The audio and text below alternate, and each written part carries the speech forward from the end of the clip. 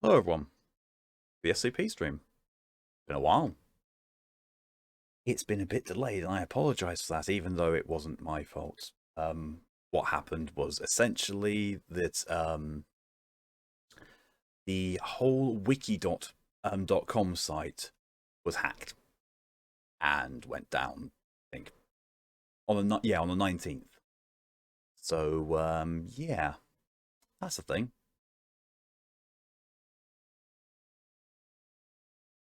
Um, it is now back up. I'm looking at it right now. It's been completely fine. It was restored earlier on this evening. All good. Um, so to give a bit of a preface for this particular stream series, people here already know what my SCP streams are about. Why do I feel like my microphone is quieter than usual? It shouldn't be. In its usual place. I don't know. If I do this, but I wonder if that's changed anything. That looks better on the lines anyway. Actually, maybe a bit too much. Anyway. Yeah. So last episode, last time I did an SCP stream, we got through part of, what one was it? Look my thing. 6820, and then my router died. And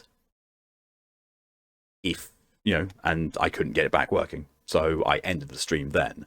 And what I did was basically I tried to split, I recorded the entirety of 6820, me reading it out, and I kind of sliced it into the stream VOD itself, so it kind of looked a little bit on the slightly more professional side, but it was complete. But what was also there was the next SCP that had been accepted and taken to the line was the one you can see down there, numbered 3557, done by Pokey. And in fairness to Pokey, I said, the next time I do an SCP stream, that will be the front runner. That will be the first one I do, just so that Pokey hasn't lost their points basically. Because they do, the SCP submissions are a little bit on the costly side, but that's to make sure that people can not spam it. But yeah, everything's good, everything's working. I have had a nap, I've had some coffee. I probably shouldn't have had coffee, but I've had coffee. And yeah, we're here. We're here and ready to get into things immediately. I would catch up on some chat first, and then we'll dive into these things. I also noticed there's already 4 SCPs been racked up. Let me just take those down there, just so I can...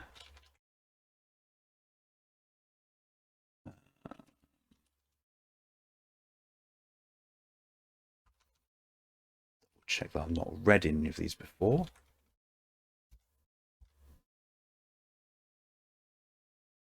Okay, that one's already been done.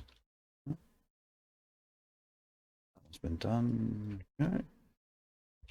It's definitely that one, I think. Yeah, it's like it. Okay, cool. We have no duplicates there. Awesome.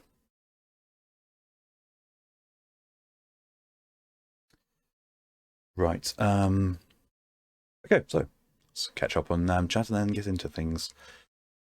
Hello and welcome, Torian, with the 2 submissions from Nia. Thank you very much for those. There's 2 more, but you don't have enough points. Also first. Yeah, definitely first there, Torian. So with those, if I get to the end of this list and there's still more, and there's still more time, and you still don't have the points, just put the numbers in chat. I trust you with that because mod privileges. But yeah, those will be okay for now because we've currently got 5 in the racking. We've got this one, which is a Pokey.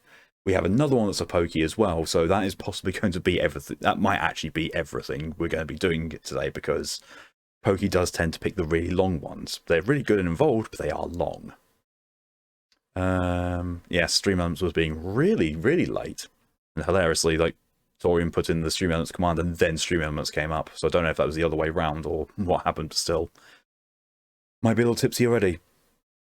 That doesn't surprise me, Torian. You're very small and your alcohol tolerance is also small. You could probably just waft some alcohol nearby and you get tipsy. Pokey, hello and welcome. Get the drinks ready. Yeah, I'm not going to be doing a drinking. I'm not going to be doing a drinking stream whilst doing SCP. That's a very weird combination. But I technically could, but it wouldn't. Alcohol and me does not equate reading things out properly and enunciating things well. It just doesn't. It just doesn't work for it. Hello, welcome, DJ. With your suggestion, that is now on the racking as well. Dude, you said hello and welcome. Almost replied my voice chat. Well, they can't hear me. They can't hear me. I was about to do something, saying hello to everyone on voice chat, but yeah, I'm not going to do it because they won't be able to hear me. Matt, hello and welcome. And then Kelly, hello and welcome as well.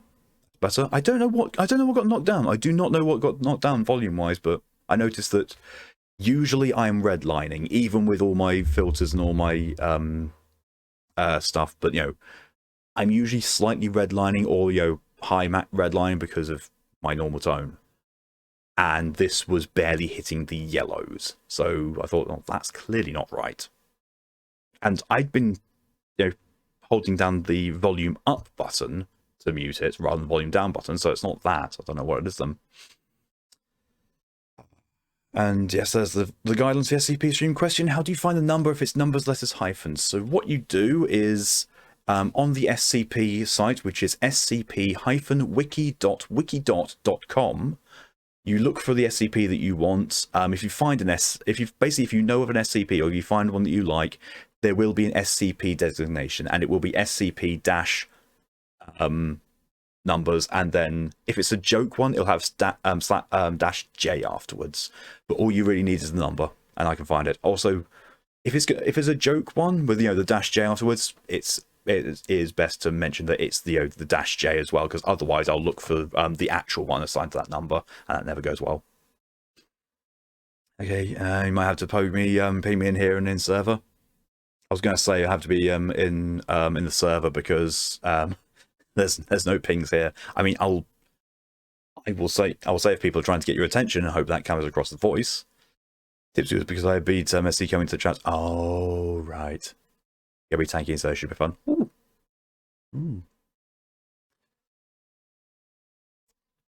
Okay, so what is it to get you to do an up-close SCP stream? Hashtag read to me, Daddy.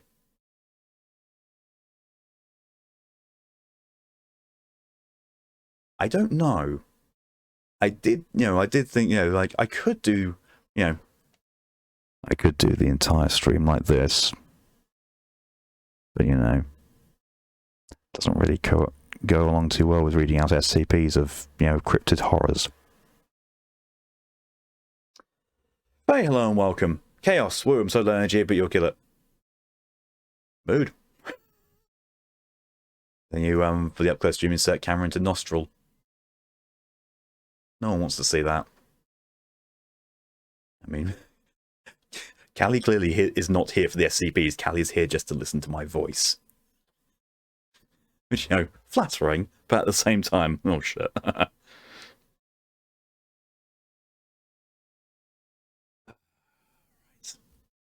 That is chat caught up with. I thought the up-close redeem was the camera. No. No, the up-close redeem is when I go up close to the microphone like this, you redeem it, and I will read out whatever it is that you've redeemed, text-wise. Fair, me too, me, I'm lonely. It's fair. That's wholly fair. This is why my streams exist. I wasn't here when it was introduced. In all fairness, I probably should have. I probably should clarify the text, because up close could mean any number of things. I could put up close microphone or something like that. I'm a fiance. I get to be here just for voice. Yeah, this is true. This is very true. I mean, in fairness, from what I've heard, the reason why there's so little visual flair here is because it's a reading stream.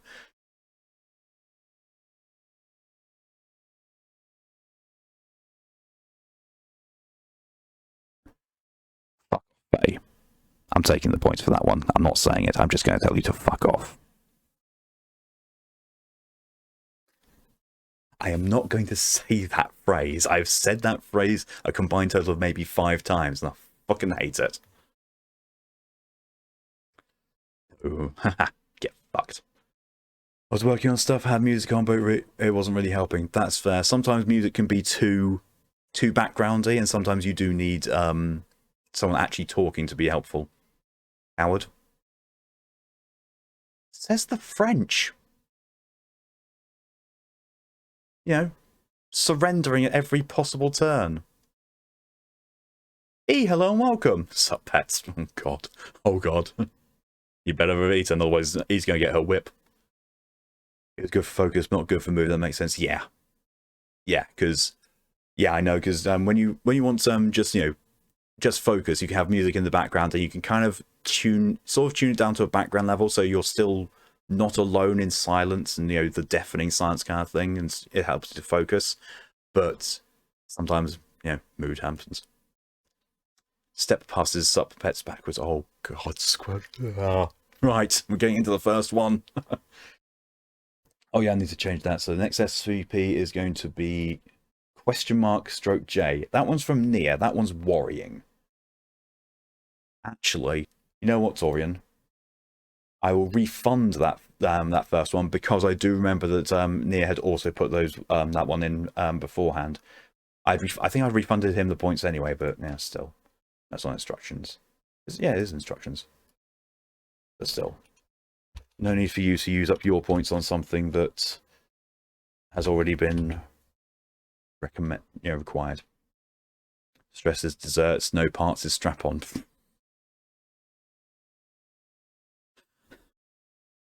Oh my god, so now I need to ask people to reach for the strap for the no parts. And on that note, here beginneth the first SCP. Now this one I had preloaded. I say preloaded, I brought it up on the website. It already worries me. This does not start in the typical fashion for an SCP, because the SCP documents usually say are formatted in a certain way. This one is not. So, SCP-3557. Time 0427 Universal Time Code, Earth. Date, Day 18, Month 03, Year 2016. Weird, it has actually redacted it. Warning to all Foundation sites. Code level red, highest priority. You now listen to me in some bath. Whose bath are you in if you're in some bath? Orient? Jace, hello little bro. Faye won't eat. Sit on her. Sit on her until she does eat. Or, you know that E will get sent over. With the whip. Certain CK class scenario detected. 99.99% probability. 6,738,281,472 discrepancies between extra-dimensional site records and Foundation site records detected. Estimated severity of C-Class event is total reality failure. All Foundation sites are to indefinitely enter lockdown immediately. Equipment operating system status functioning properly. Oh fuck. Time 0430 UTC Earth. Date Day 18, Month 03, Year 2016. Emergency Bulletin. Current site status. Site 1, lockdown, secure. Site 2, lockdown, secure. Site 3, lockdown, secure. Site 4, not responding, presumed lost. Site 6, lockdown, secure. Site 7, lockdown, secure. Site 8, partial lockdown, not secure. Site 9, lockdown, secure. Site 10, lockdown, secure. Where's Site 5? Open full message. That is the full message. There's nothing to click on it.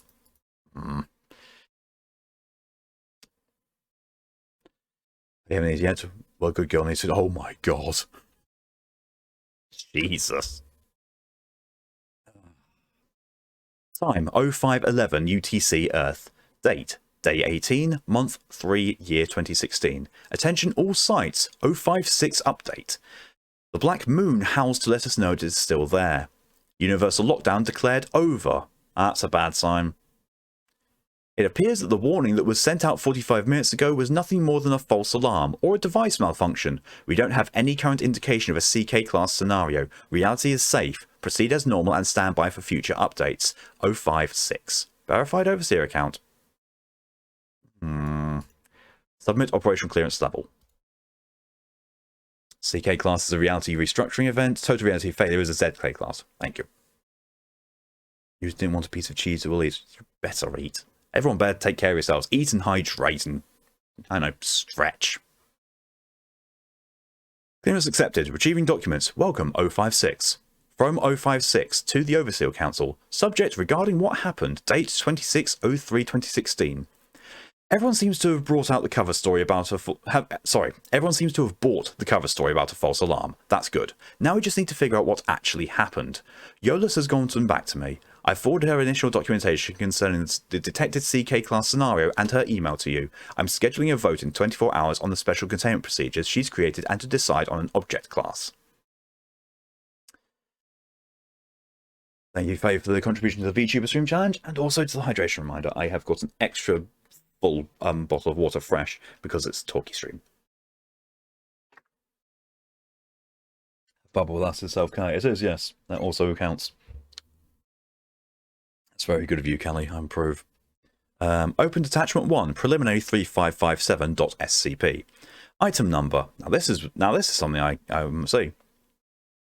SCP-3557. Object class. Pending. Footnote, I'll go over this in the email. Division hasn't come to a consensus on what the object class should be, mostly because we can't decide what the object is. Dr. Yolis. Fuck. Special containment procedures. Any containment procedures focused around SCP-3557 must focus on the design and construction of more reliable and accurate devices used to measure baseline reality. Direct containment of 3557 itself is not possible, as it is an event that has already taken place to completion. Prevention of future similar events falls under standard CK class restructuring scenario procedures. Shit. T. Earl Grey. Hot. Had to. Thank you for your contribution to the VTuber Stream Challenge, Maz. CK Class Restructuring Procedures Abstract. Footnote. Excerpted here from the main guide on K-Class scenarios and how to prevent/deal with them. Dr. Yolis. Previous evidence regarding CK class restructuring scenarios has indicated that it may not be possible to prevent such a scenario, as they may not have an easily recognizable cause. For such scenarios, the best course of action would be to put devices capable of detecting such events in location outside the theoretical range of effect for a CK class restructuring scenario event, in addition to multiple database backups for comparison procedures. Excuse me. In the wake of a CK class event, personnel in these locations would necessarily have to research methodology of reverting any possible change or, failing that, integrate into the new reality. $3 million is to be allocated to the Ontokinetics Division for the purpose of designing and rigorously testing Mark II CK class scenario detectors, CSDs. These new devices are to utilize a wider spectrum of mechanisms in order to detect any potential changes to reality. Footnote. Footnote. Some of the new ideas we've had suggested are Akiva radiation, gravitational sensors, and SCP-2608. As a note, our populations of 2608 in baseline all died off at 0427 UTC, and only the individuals we had under cryogenics or in extra-dimensional anchored sites survived. Dr. Yolis. That time when that thing when reality screws itself so much that the entire SCP just dies. Fucking hell. Ontokinetics Division personnel are to test these Mark II CSDs by inducing localized minor restructuring events. Once all Mark II CSDs have been constructed and rigorously tested, they are to be installed in any and all sites that meet the Ontokinetics Division's guideline on a reality-anchored location. Footnote 4. This is any site, area, or LOI, location of interest, that is either extra-dimensional or has an abnormality high Hume level. Dr. Yolis. Depending on the total cost of a single Mark II CSD, this could cost anywhere from $10 million to $75 million. Additional research is to be put into the refinement and development of previously outdated Scranton box technology, with boxes containing appropriate files to be distributed to all sites. Because the thing is, nothing's happened as far as I can tell, despite a predicted ZK class. Just worrying. Footnote 5. Yes, boxes, not anchors. I know we phased out box usage 30 years ago, but they were much better at preserving information than anchors. Reality-accurate information would have been incredibly helpful for this situation. Dr. Yolis. Ongoing research into the nature and origin of 3557 is to continue indefinitely. Description. 3557 refers to an event believed to be a CK-class reality restructuring scenario of unknown magnitude that occurred at 427 UTC on the 03/18/2016. This is tripping me up because I keep switching between British and American date formats. That really annoys me. Capius has joined my bath. Capius has no fear of water as long as you're around. The only evidence for 3557's occurrence is the simultaneous activation of all CSDs, CK-class scenario detectors, located at every extra-dimensionally located or reality-anchored foundation site. Footnote: we only put CSDs in places where they have an external reference point, so only at locations that are either extra-dimensional or reality-anchored. This includes, for example, Site 62, Site 64T, Extratemporal Site 000, Exclusionary Site 01, Site 2000, or Facility T. Dr. Yolis. At 427 UTC 1803-2016, all Foundation sites received an automated messaging denoting a CK-class scenario occurred. Footnote: obviously you know what I'm talking about, but I may want to add it to the document in an addendum for future reference. Dr. Yolis. All CSDs used by the Foundation activated, giving the same report of likely CK-class scenario of high severity. While changes that were previously believed to be indicative of a CK-class scenario were noted, no corresponding CK-class scenario was observed. Footnote: to note, changes were detected by all of our CSDs, but no discernible reason for them had been found. Excuse me. Our database cross-checker was set up to only tell us if there were discrepancies and where they were, not to actually tell us what they were. It was assumed we would be able to do that, and that a human eye would be preferred. Dr. Yolis.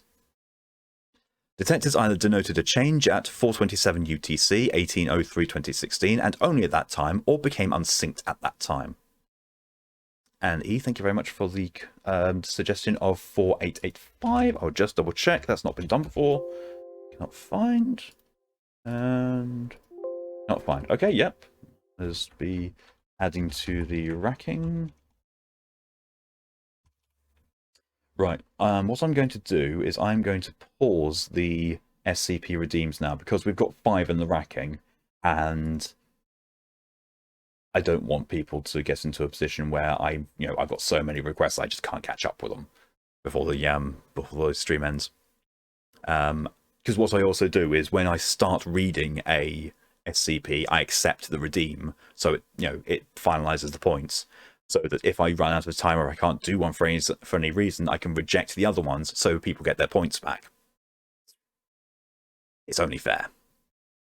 CSD operation theory. Footnote: I've excerpted a portion of the operation philosophy of our CSDs so you can understand the techniques we were using, since you asked, Dr. Yolis. And Pokey SCPs are long. Yeah, Pokey SCPs tend to be long. This one isn't. We're about halfway through this one. About halfway through this one, as far as I can tell. But there is another Pokey SCP down there from Series 7. So be aware on that one. Buffy, hello and welcome. Am I too late? You are not too late. SCP is still going. CSD, I've already said that, but CK-class scenario detectors will use a variety of detection methods in order to detect a possible CK-class scenario event. These devices will use several methods of determining a change, such as the comparison of a live reading of quality and baseline to a past reading, the comparison of two qualities in both baseline and anchored realities, or the monitoring for a change in a quality of baseline reality. The potential severity of a CK-class scenario will be determined by the number of changes noted at any given time. Planned detection methods will include, but not limited to, number 1, synced pseudo-random number generators located in baseline and extra-dimensional, designed to generate numbers in the same fashion and thus provide the same numbers. 2, Kant and Geiger counters physically located in extra-dimensional and anchored reality, but monitored baseline reality. Number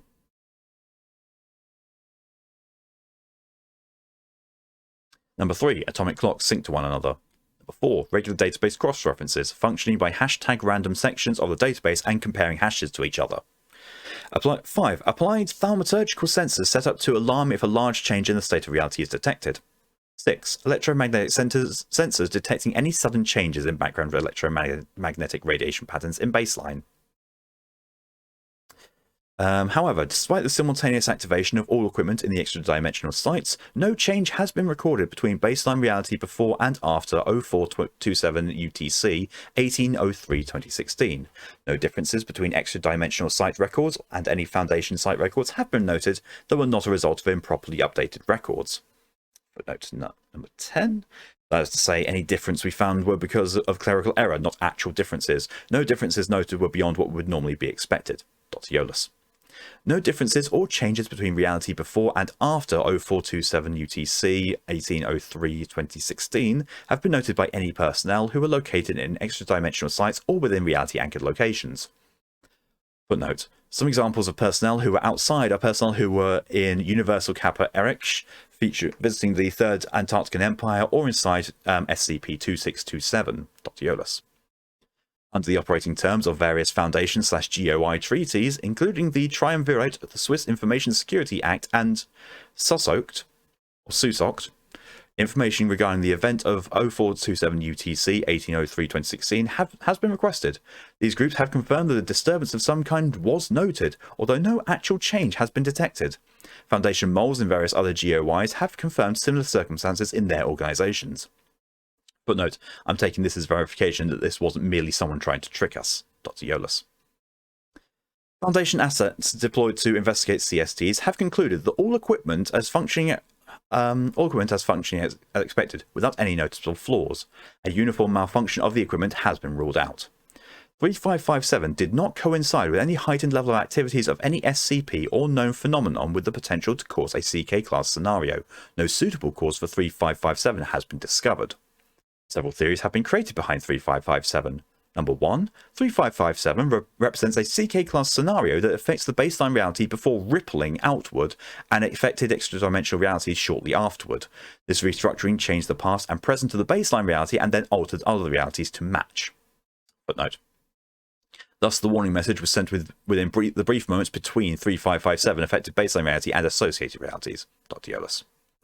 Number 2. 3557 was not a CK-class scenario, but a previously unencountered phenomenon which triggers CSTs in the same way that a CK-class scenario would. Footnote, CSTs and their operation procedures were specifically designed to avoid situations like this, since we predicted it. Dr. Yolis. Number 3, 3557 was a CK-class scenario that restructured reality and happened to produce a reality that was identical to the original reality. CSDs detected changes to reality while it was in flux and sent the warning message during that time. 4. 3557 was not a CK-class scenario. I note that Dr. Yost didn't comment on that theory.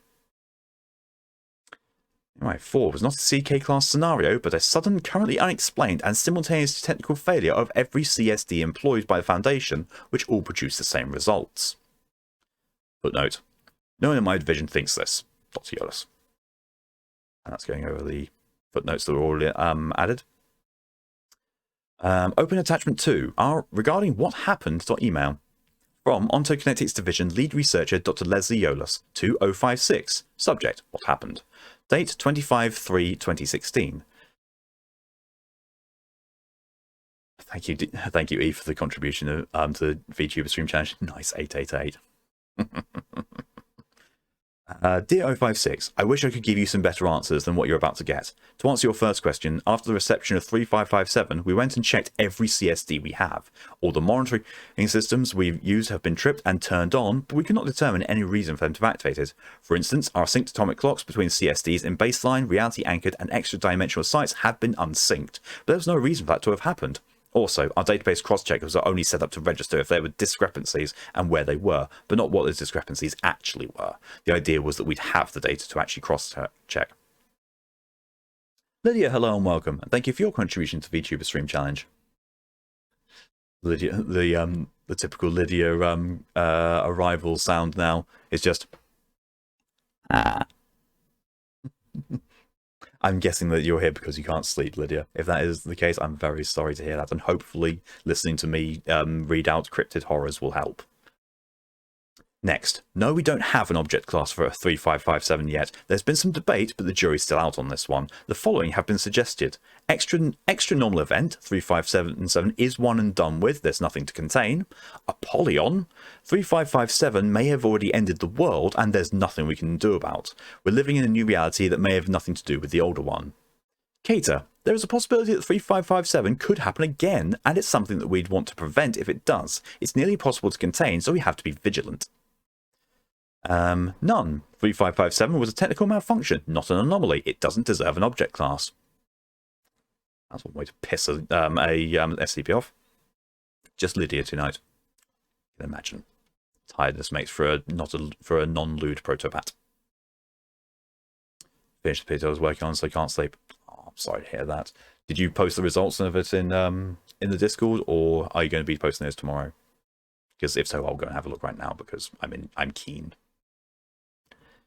My official position on the matter of 3557 is that I have no idea what actually happened last week, other than I believe something anomalous happened.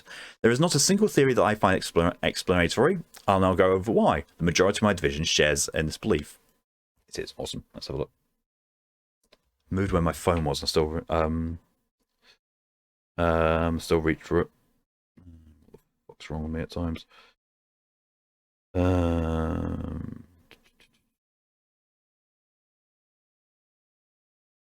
Oh my god, that's really good, Lydia. I really like that. Very, very nice. I feel bad because my efforts on that is my products on the one is probably going to be really below par now. Fuck. Oh well. The first theory was it was a CK that was a bit slow to affect extra-dimensional reality-anchored locations, and the message was sent during the lag period. However, I don't like this. For one, we've never seen a CK that was capable of affecting either of those locations, while we had theorized for a CK to affect branches and associated universes. Branches taking you to SCP-101.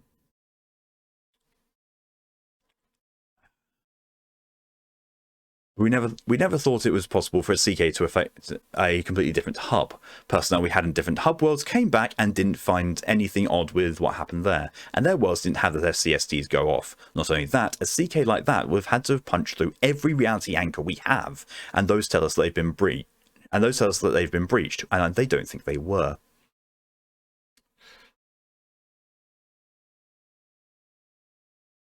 So about for a minute to try and keep my cat in my room. However, she scratched me and hits the other cat, so I'm back. Jesus. Welcome back, Fluffy. You know, the fact that you're doing it's always amazing. Oh yeah, I appreciate this. You know, I look at yours, I immediately go, wow, fuck, my one's going to fall way below that. Still going to do it, still going to finish it, but still, fuck. The second theory is that 3557 is something that just happens to trip all of our detectors for CK class scenarios without being one itself. Now this sounds promising, but there's no possible thing that could have done that while also not being a CK class scenario. For instance, somebody in the division suggested a massive Hume level flux. We would currently consider that to be a CK class scenario, as it would have corresponded changes to reality. You indicated in your letter that you were concerned that this may have been a deliberate attack by a GOI directed at triggering our alarms, either as a test of their abilities or a distraction. I've a couple flaws with that, mostly that we have intensely high information security practices about CSDs, meaning it's unlikely anyone could have figured out how every mechanism of every single CSD functioned, and the amount of effort it would have taken to set every mechanism off simultaneously would have to be astronomical. There's something that's not sitting right with me in this one. There's something that has not been sitting right with me from the beginning of this one, and it's what I think is going on with this. And it's why they think nothing's happened. The third theory is that 3557 restructured reality in a way that happens to line up exactly with the way the reality was before the CK class scenario. This is theoretically possible and contains two possibilities: that reality wound up in its current state through an incredibly unlikely chance event, or that something did in fact change but we missed it. Both of these have the idea that there was a brief flux period in which a reality shift was visible. The first event is incredibly unlikely but entirely possible. Our knowledge of CK class events has major holes and gaps. We've only seen one total CK class shift. One links to... The SCP-100 wrong proposal. Or 001. Total CK class shift, and everything else has been small. It could very well be the possibility that reality wants to snap back to its original state, and thus the most likely position for reality to end up back into after being destroyed was the original. Someone in Division have suggested that all the sub-realities we have attuned to our own, with plentiful information on baseline, guided reality back to normal. This is a somewhat naive and overly hopeful thought. In fact, I got halfway through that pic and went, something's missing, I forgot my nose. In all honesty, Lydia, when I looked and saw that picture, I was like, oh god, yeah, that's how you do a nose. Yes, Protobat has a nose. Need to remember that for my drawing. Really do. Oops. Oops, I forgot my nose. I know that my notifications are blowing up currently. It's because it's sibling chats having a discussion.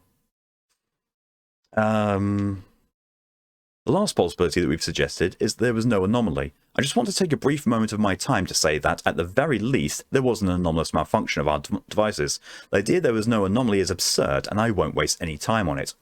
In short, we don't have a good explanation that accurately describes 3557. We have some ideas about how to proceed, but our best bet is to set up some blanket containment procedures that could hopefully cover a repeat event, because the event itself doesn't really make much sense.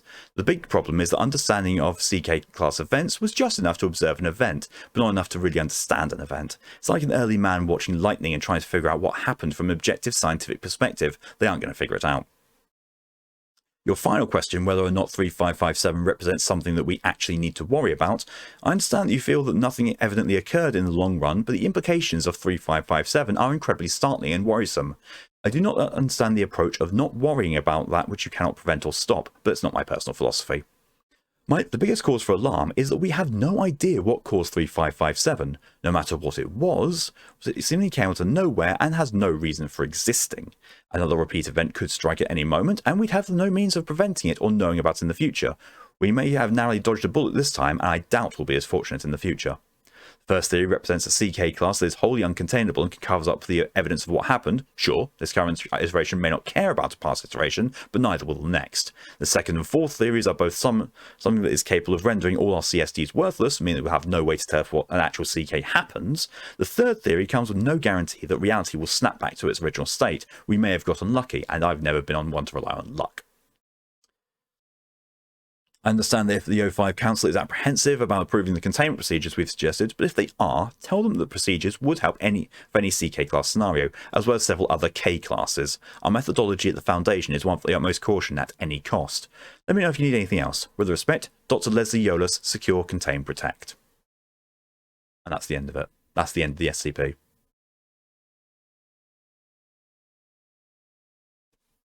So let me just go and tell you what has been bugging me since the beginning of it. Since the beginning of this, and bear with me 2 seconds, I need to get some nail clippers because I've got a slight spiky nail bit. I guess I once something seen us alone. Forgot eyebrows once. Another time I drew a Mershark girl and I drew a sea and a flower thing in her hair. Forgot to colour it, so just outline. I forget something.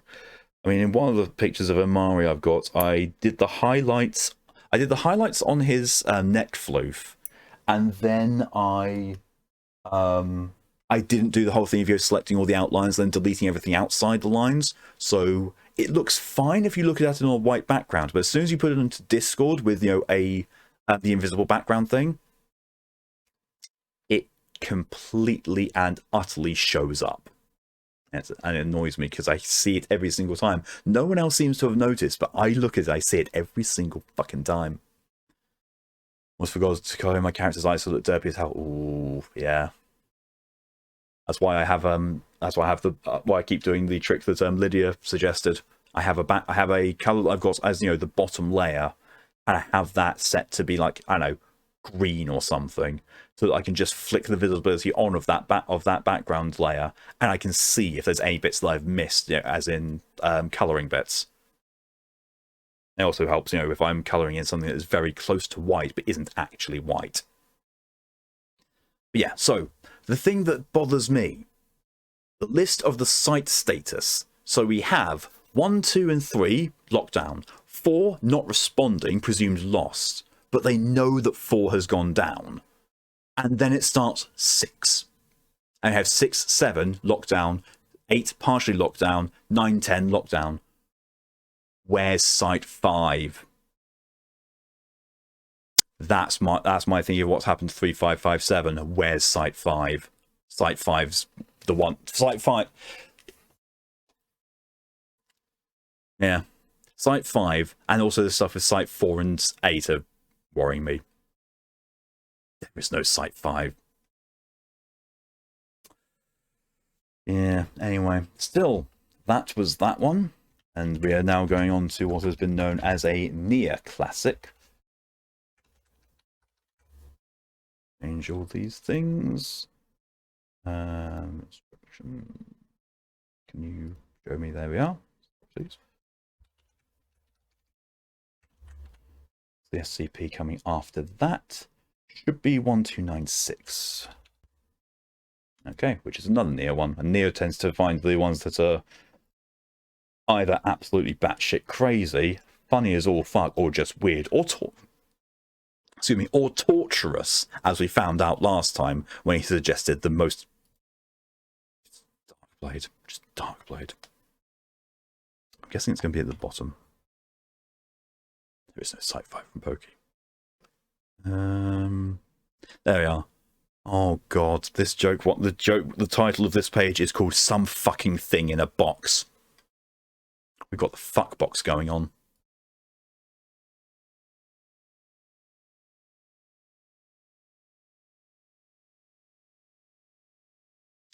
Yeah, I think everyone on living with some odd bit of consciousness. It's fair. What the, oh my good god. SCP !J. Level, below 0, literally anyone. Containment class, what do I put here? Secondary class, I don't know. Disruption class, I said I don't know. Risk class, how do I edit these? Current status, in a box. Cognitive hazard level, annoying. Temporal hazard level, time sink. Mimetic hazard level, please help. Oh dear. Oh dear.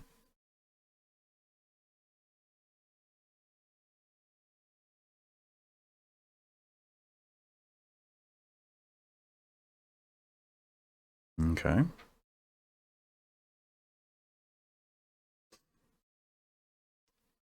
Yeah, what did you do? A fuck box? Need Jack to be in there. Jack, when you're reading this, when you listen to this VOD, just know he wants you to put the monkey suit and get in the fuck box. Yeah, that's a great part, yeah. Yeah, dropped several SCPs and dips. Near wasn't even here. Near knew he wasn't going to be able to be here, so he sent 4 to Torian. Torian has redeemed 2 of them, and then we'll see. If I get through all the ones that I've got listed, then we'll get more of those ones up. If not, then, well, we've still got these near classics. Special containment procedure. SCP?J's box is currently kept in a containment cell 200 meters by 200 meters by 200 meters in size. J's box is comprised of multiple layers of telekill shielding, tantalum hafnium carbide, an outer layer of graphene carbide lattice, and decorated with a Vantablack floral stencil pattern. This container is locked with multiple redundant locking mechanisms that are presumed to decrease the likelihood of unauthorized access. These locks are labeled SCP, so strike through, SCP ? Box A through shit. It's just that. SCP ? Box stroke 1 through SCP ? Box stroke so 41? No, 46? 50? Fuck it, I don't know. Well, the locks are, well, they're all SCP Box 1. It's a, what do you call it, collective designation. They materialize and dematerialize in random intervals, but only one manifests at a time. When inactive, the box appears as a 1 meter cube sheen black cube bearing a single hinged compartment. Oh my god, is it Anish Kapoor? I mean, it says artist rendering of the box's intricate surface ornamentation. It is a black. It's just a black. It's just a square of black. Description. SCP?J is the designation for an anomaly of unknown specification currently locked in this fucking box. It's been in Site-44 for as long as anyone can remember, and I'm going to level with you, no one knows where the fuck it came from. It's stuck inside with a bazillion gizmos, and they all show up randomly on the sides of the box. Anything. Keypads, combination locks, time-based Sudoku puzzles, you name it. The thing is locked tighter than Clef's butthole. Freaking out. Question mark J's condition was brought to the attention of Site-44 director Yanni Belushi when 051 pointed the box out during a leisurely stroll through the facility. The conversation is transcribed below. Oh god. Oh god, I just read the first line of it. Oh god. SCP question mark stroke J discovery transcript log. Begin transcript. 051. Oi, what the fuck's that thing? I'm not kidding you, that's actually what it says. Belushi, what, that? It's been around for God knows how long. It's just a box thing. And no, just boxes in the foundation. That thing probably has an Apollyon in it. Lock that shit down. Yeah, you're probably right. Guard, what's up, Belushi? Don't call me that, that's not my name. Get this box out of here. What, shall I throw it in the trash? No, you moron, put it in a containment cell. Who knows what is inside that thing? I don't know, Belushi. I think it feels creepy. I said don't fucking call me that. And stop rattling it around, you might piss off whatever's in there. I'm telling you, mate, the box is empty. I'm telling you, put that box in a bigger box or else I'll shove my foot so far up your box, you'll be having infant-sized dockers in 9 months. Jesus. Alright, calm your tits, man. Sheesh. Question mark J's box was then transported to its current containment area. Guard was reprimanded and promptly demoted. Jackass.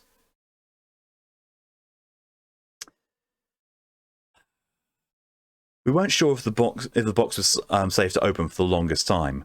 We still don't know for sure, but like 5 years ago, after the old administrator kicked it... I'm pretty sure it means kick the bucket.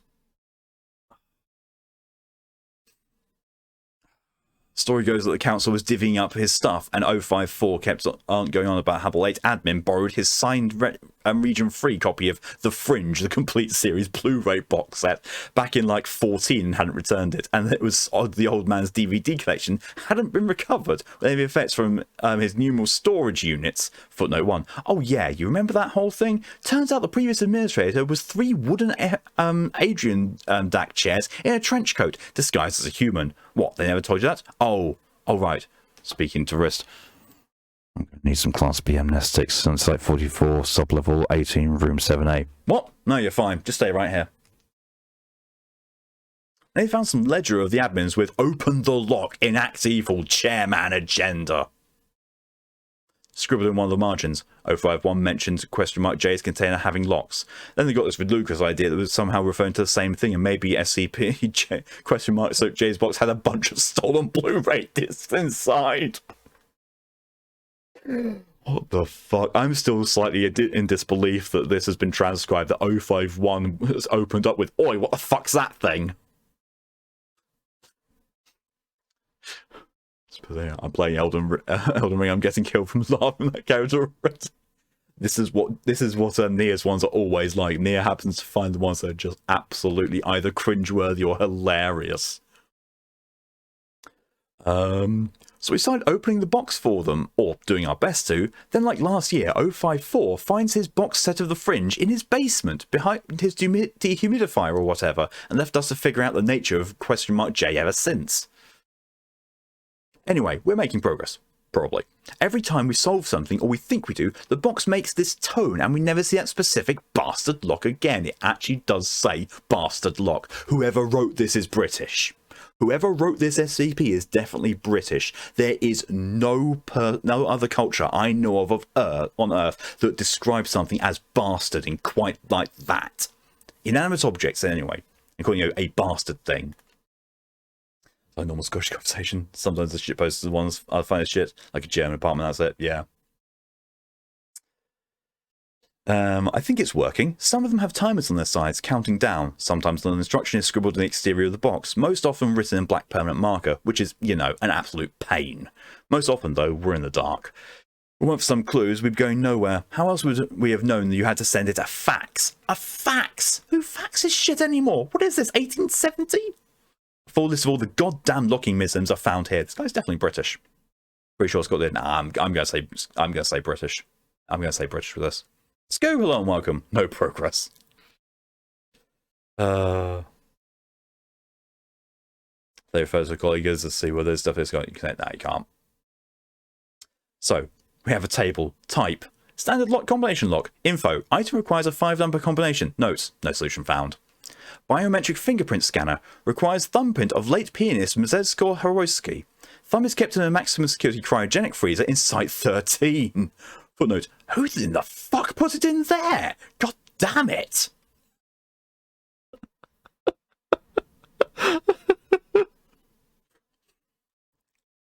QWERTY keyboard and LED TV. Standard alphanumeric login password. Minimum length for password 50 characters. No solution found. Minimum length 50? What the fuck? Connect 4. AI considered to be harder than a normal round. Completed. Capture. Characters match no known language. QWERTY keyboard unable to replicate symbols. Trigonometry test. Scranton sheets print out of previously unseen slot. Complete. Eating contest. 6 saltine crackers dispensed from unseen part of the box. All 6 crackers must be eaten in 20 seconds. Incomplete. Hand crank. Simple wooden hand crank requires no special efforts. Footnote. Although Dr. Rosenberg reportedly acquired a nasty-ass splinter from interacting with the handle. Complete. Switches. A grid of 15 by 15 switches in random states. No apparent order. No solution found. Internal debate. One random humanoid interacting with the bot will enter a catatonic state. This lasts anywhere from 30 minutes to an hour. All report having a dreamlike experience wherein they argue with themselves over a transgression from their past. Outcome of argument determines locked state. Complete. Tic-tac-toe. Box always goes first, always starts in a corner. No solution found. Tequila drinking contest. Endlessly refilling shot glasses of tequila manifest on top of box. No survivors. See, it can't be a Scotch writing it because there would be someone who could do that. Rock paper scissors. Humanoid hand manifested to participate. Best out of 3. Complete. Sending the box a fax message requesting access into the box. Facsimile machine must be placed on top of the box. Fax number found on bottom of the box. The Great Conjunction only occurs when Saturn and Jupiter share an ecliptic longitude. So, scheduled to complete in December 2020, stricken out. Complete. Pocket Dimension. One side of the box will dematerialize to reveal an alternate version of Earth made entirely of denim jean pockets. Remote exploration of area has revealed data expunged in some side of the pockets. Incomplete. Oh, Jesus. One switch protected with a childproof medicine cap. Cap proved to be easily removable. Complete. Reset pin. Small pin required to activate lock. Complete. That's it. Secret handshake developed by the administrator. Slot inside a box. It extends several humanoid hands. Humans do not possess enough hands to complete the handshake. The fuck? Oh, Jesus. Deadbolt. Key slot of size of human finger requires insertion and fracture of left pointy finger. Ooh. Complete. Sudoku. Prints and receives from same slot and must be completed within 10 minutes. Considered fucking difficult. Complete. Standard lock and key. SCP-005 proved to be capable of disengaging mechanism. Complete. Rubik's Cube. Box separates into 27 smaller connected cubes and randomizers. Goes to a rearranged box to original state within 10 minutes. Complete. What's in the box? Pain. I honestly thought when it said the slots so opens up for you to put your hand there, it's like I've seen and read Dune. Riddle. A timed locking mechanism that requires one to solve a series of random ambiguous riddles before completion. Footnote. Excerpt. I have 13 arms, 10 legs, 2 heads, and smell like burnt rubber. What am I? Later Googling revealed the answer to be a liar.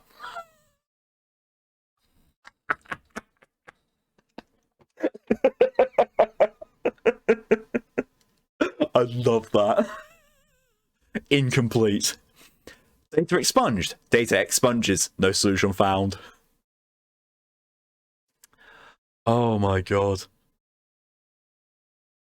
Thank you for the hydration reminder. That was a crash school bus.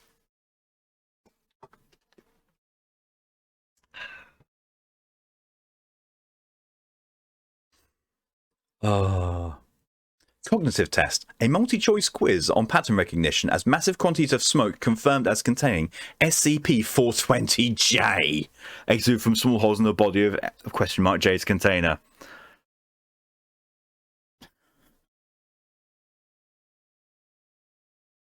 And then stricken out is very badly misspelled, theoretically impossible. And then someone else written completed. You seem, you fucking lightweight. Oh, God. Personal ZK. Individuals attempting to open box will permanently lose the abstract conceptualization of reality. No solution found. Yes, Faye, that's exactly what it means. Plays it. Rap battle. Snarky robot voice materializes and challenges individual to a rap battle. No solution found. Defensive procedures. Box will growl and attack anyone in sight. Knocking it unconscious does the trick. Complete. Right, that's it. I've got to incorporate that into my love life. When I'm dealing with a growling box, just bonk it.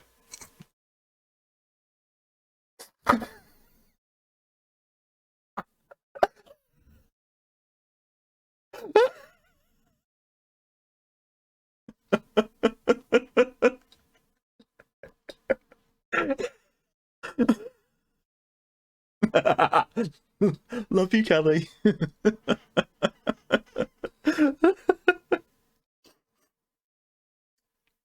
Oh.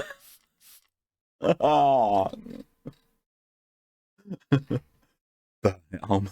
I was going to ask how Kelly felt about that. I'm not going to burn Kelly's box. I kind of like it. I might, just give it an internal bonk. Oh, Christ. Will. At a random interval, the box will emit cognito-hazardous transmissions that cause all involved to lose interest in opening the box. Overpowering this lack of desire completes the mechanism. Complete. With footnote. If we have to, I guess. Cylindrical hole, roughly 3.5 centimeters in diameter. Dr. Data expunged the hole. Completed. Someone fucked the box. After I said about bonking it, someone actually didn't went and fucked the box. Russian roulette. 6 buttons manifest on ? Container. At least one button causes the interacting individual to terminate autopsy revealed internal organ failure due to the sudden manifestation of a Smith & Wesson 38 revolver within the chest cavity.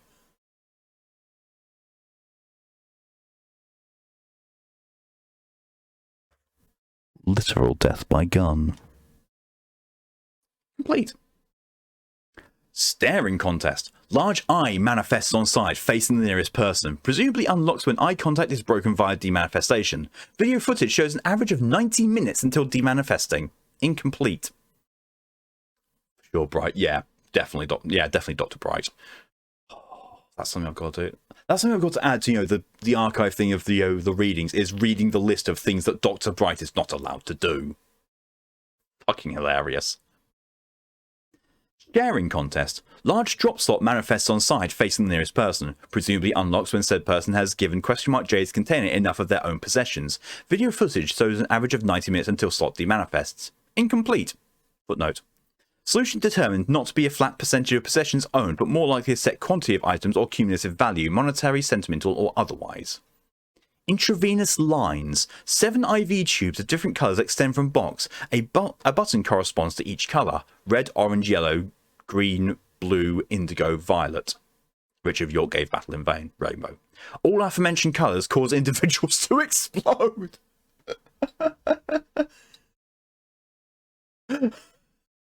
The box pumps out the game chemicals and makes people explode.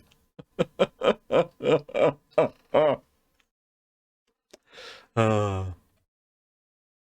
nope. Smiling at the box for 4 hours to be carried out by members of Mobile Task Force Lambda Omega Lambda. The happy-go-luckies, of course. Their military task force designation is literally LOL. Smiles must be sincere and performed by at least 5 individuals. Incomplete. Pencil sharpening. A complete Ticonderoga pencil slides out of a hole in the box. Pencil must be placed back into the hole, which changes to operate like a pencil sharpener. Upon sharpening the pencil down to the eraser, lock disengages. No clear way to lose test aside from a free quality pencil. Incomplete. Footnote. What? Free pencil? What? Free pencil dispenser?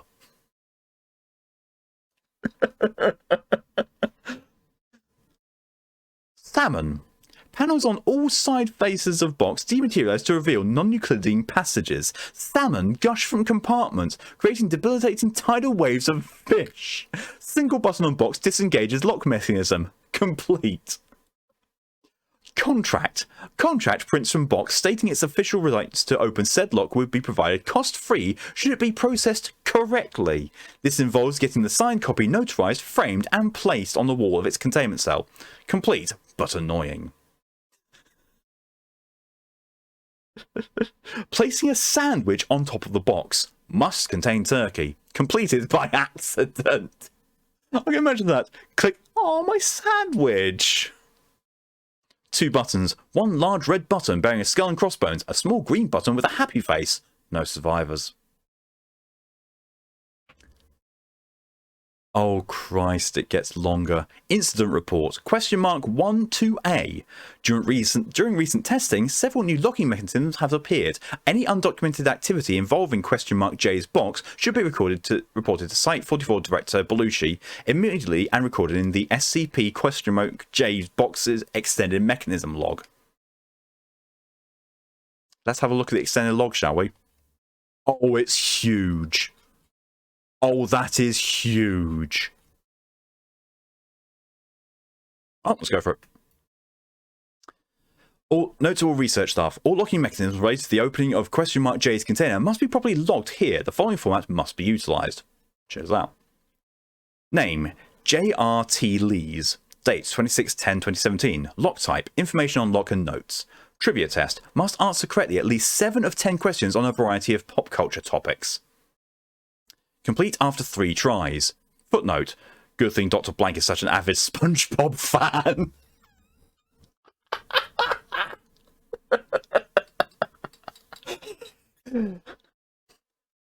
Oh my god. Oh. Wheel of Fortune. Must spin the wheel and try to answer the phrases correctly. Congratulations, you won $1 million. Footnote. Show it. Where did they get the money? Mimetic agents. 5 extremely powerful anti-mimetic agents covering a button which needed to be pressed. Unsolved. 3. Actually, I can't remember if we solved it or not. Solar system trivia. Must name all of the planets in the solar system. Note. Completed by Dr. Redacted. What do you mean Pluto isn't a planet, Dr. Brim? Verbal statement. Must confess a sincere love of Jar Jar Binks. Completed by junior researcher Redacted. Footnote. To her everlasting shame.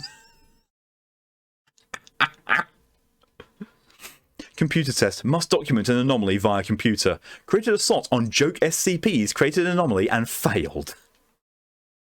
Footnote. Most of these got footnotes. Holy shit! He did 6 footnotes for an X-Men skip? What reality is this? We don't even have a website. Wait, do we have Advanced AI? Advanced AI in NCD. A tray containing 5 glasses of pop, similar in cola and taste to redacted brand cola. Identify the brand of sodas presented. Incomplete. Footnote. Fucking hell, how am I supposed to distinguish all these carbonated beverage flavours? Oh, Jesus. A miniature version of SCP-682 subtitled Kill the Lizard. We need to kill it. Anything that didn't work on the real 682 won't work here. Incomplete. Due to it appearing to be completely docile, we might be able to use its miniature version of 682 for better tissue test results. No, knocking down 2 birds with 1 stone. If it kills this thing, it might kill the real thing. And we open the lock. Can't stop dying. Oh... E equals MC slain by SCPs, apparently. Oh. tongue twister. Must say a tongue twister without any mispronunciations. Any vocalizations made by the speaker are telepathically repeated to them after a 0.5 second delay. My audio processing just killed itself. Complete though. Broken finger. A completion bar increases for every finger broken by a resident of Didoroto, Arizona. Complete. 9. Footnote. Media suppression tactics have been enabled to help explain the over 1,000 broken fingers necessary to complete mechanism. Oh. Head retraction. Yeah, that's when something really gets me. Spin. Must spin for 10 minutes with arms outstretched. Complete. Jesus fucking Christ. Who's got that kind of balance? Overwhelming plus one rating, so only called to pay attention. Garden gnome. Box dispenses a garden gnome every 24 hours. Mechanism locks itself if a garden gnome is removed from the containment chamber or is facing away from the box. Complete. Excuse me. Crowbox. A wooden box that must be opened with a specialized crowbar. Crowbar is inside the box. Incomplete. Skeleton in the box. Data expunged, whereupon a skeleton popped out. No survivors. Atlas Shrugged. A copy of the book Atlas Shrugged by Ayn Rand. The book must be read in a single sitting. No survivors.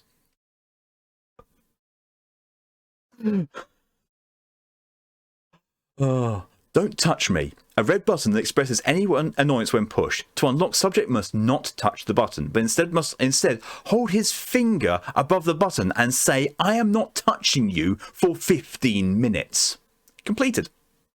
Data expunged. To disengage the lock, a subject who is of Welsh descent must perform a two-man version of William Shakespeare's Macbeth with the helping of a trained grizzly bear no more than 12 years of age, while simultaneously gargling Listerine brand mouthwash on a prime number day of the month during an ongoing contamination breach of SCP redacted, but only when it is overcast in Phoenix, Arizona, unless Dr. Alto Clef is within 6 feet of a beagle wearing a Groucho Marx disguise. Completed by accident. Which way, though? Which way was it completed? Oh, Jesus. Oh. Lock type SCP-789-J. Must interact with 789-J. See footnote 10. Instant question mark S789JA report. Look, the butt ghost eated that. Redacted. It is currently unknown how researcher James was able to know question mark J's appearance. A request was sent to reclassify researcher James to SCP James-J. Oh my god, SCP-789-J is apparently the butt ghost. How has that not been suggested yet? How has no one suggested I read about the butt ghost? Oh, that's fucking hilarious. I can already imagine if Nia watches the VOD, he's going to pick up on that and say, okay, butt ghost time. A tin of Altoids. Dr. Clef must consume an entire tin of Altoids in one sitting. Note, complete, no survivors. Footnote 11. Result, data expunged. Note, what the absolute fuck? I was going to say it in the Guest Man Live, which is close. Oh, God. Always Look on the Bright Side of Life by Eric Idle. Always Look on the Bright Side of Life will be played for 10 hours without pause. Attempted. Result. Incomplete. Footnote. The box did not appear happy or unlocked. Dynamite. 2 kilograms of TNT dynamite will be lit on fire with 1 lighter. No survivors. Footnote. Sorry, I thought the blast radius was smaller. SCP-667 and stroke 666-J. Oh no! Dr. Gerald will drive a bicycle near the box. No survivors with the exception of Dr. Gerald. Footnote. Sorry, I just love explosions. Oh no, it's 666, not 66.5-J. SCP-001-J. SCP-001-J will be pushed. Incomplete. 15. Dr. Isa was fired. Miniature SCP-2719. I do not know what 2719 is. Let's have a very quick look at what 2719 is. A variable abstract metaphysical construct pointer. Concepts acted upon by it will either go or become inside. Further information on that shouldn't provide. Also, basically everything goes inside 2719. So they basically want to put 2719 into something. Oh no, use it to go inside something. Ah, completed. Footnote. Dr. Blank tried to go inside his girlfriend. Yeah, it didn't work out too well.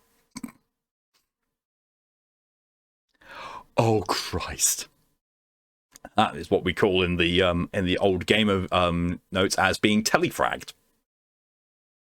Limes. 5 limes dispensed from a hole in the box, along with a note reading, "Go suck a lime, assholes." Having all 5 members of the research team suck on said limes, disengaged mechanism. Completed. So 666J is going to be interesting. If it ever gets suggested, yeah. Apple seeds. Roughly 80 tons of apple seeds exuded from !J's container. No solution found. Footnote. Who let Dr. King out of his containment cell? Guards! Orbit. Box rapidly gains density, causing small objects to orbit container. Stricken out now. Use of 536 on the box approved by O5 Council. Footnote. What? Who the fuck told you that? Denied, denied, denied. 051. No solution found. Large steel vault door. A Hilti DD350 core drill materialized onto a vulnerable point of the vault door when 4 personnel stood in a specific pattern. Footnote. 2 persons standing 100 meters south of the drill, with the person to the left of the center 10 meter away from them, another person opposite of the center facing that person, a final person adjacent to center person facing the person 10 meters away from the center position. Completed. Footnote 20. Vault door opened approximately 30 minutes after initial materialization of drill. Drill seemed to dematerialize as soon as the vault door opened. Vault door disappeared approximately 10 seconds after opening. Second footnote. 30 minutes for that? I expect a reward at least, like $100 million in gold. 3 centimeter hot radius hole with 2 LEDs above it. Footnote. LEDs emit red light and green light. Colors correspond to locked and unlocked respectively. Can be opened by any key except SCP-005. Completed. Easily. SCP-005 must be inserted into standard locking mechanism. Upon discovery of lock, 005 disappeared from containment. The only reason the Foundation knows that 005 must be inserted into the keyhole is a note next to the hole saying, "Please insert SCP-005 to continue." Incident labeled !J/SCP-005. Incomplete. SCP-005 still not received. Stop. Satisfactory speech. Personnel are to please !J's container through speech. Completed. Footnote. Dr. Mark told earlier Kosovo is Serbia to the container and it opened. Apparently the box is from Serbian origin. Good to know. Sports. 12 personnel are to play any sport they may prefer for 5 hours without pause. Completed. Footnote. Yes, I know that chess is technically a sport, but it was really boring to watch. I'll take this into consideration next time. 5 hours chess? Fucking hell. 12 people playing chess for 5 hours simultaneously. Fucking hell, I couldn't do that. Ball throw. A Foundation standard issue softball was thrown at SCP-J. Complete. Ball catch. A large and handsomely muscular humanoid arm appeared sticking out of SCP-J. Covered in an intricate full-sleeve tattoo depicting !J, engaging in various sordid and vile acts with SCP-527. The arm proceeded to manifest a Foundation standard issue softball and throw it at the nearby security officer face, who caught it in midair. Complete. What the fuck is 57? What the fuck is 527? What the fuck is 527? A male humanid, which is biologically non-animal with the exception of its head, which is that of a puntiless semifactulus or gold barb fish. Fish head man. 527 is the fish man, the fucking fish man. This box manifested an arm with tattoos of it having sex with the fish man. What the fuck? Oh, question mark Stroke J manifested a large exercise ball. Sorry, this one's called Ball Run. Exercise ball with a loud and quite rude robot voice instructing the nearby security officer, security officer face, to run on the ball like a man, you little shit. Incomplete. Security officer face was probably instructed to stop skipping leg day. Oh, who's fucking Fishman? A box. The fish want me. Now that is how you get a fishy box. All I imagine is Gmod clipping noises. See, I misread that as clapping, and I just thought, well, all you would hear is...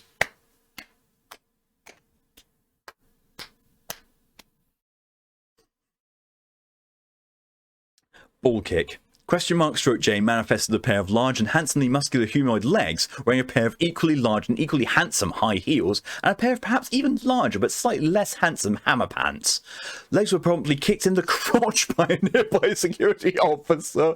Security officer face hood into the state of rage after falling off an exercise ball. Complete.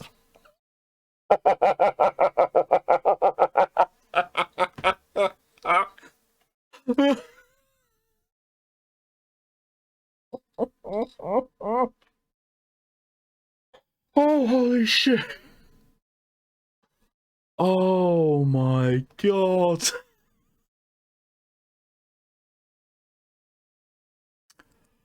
Oh, shoot ball.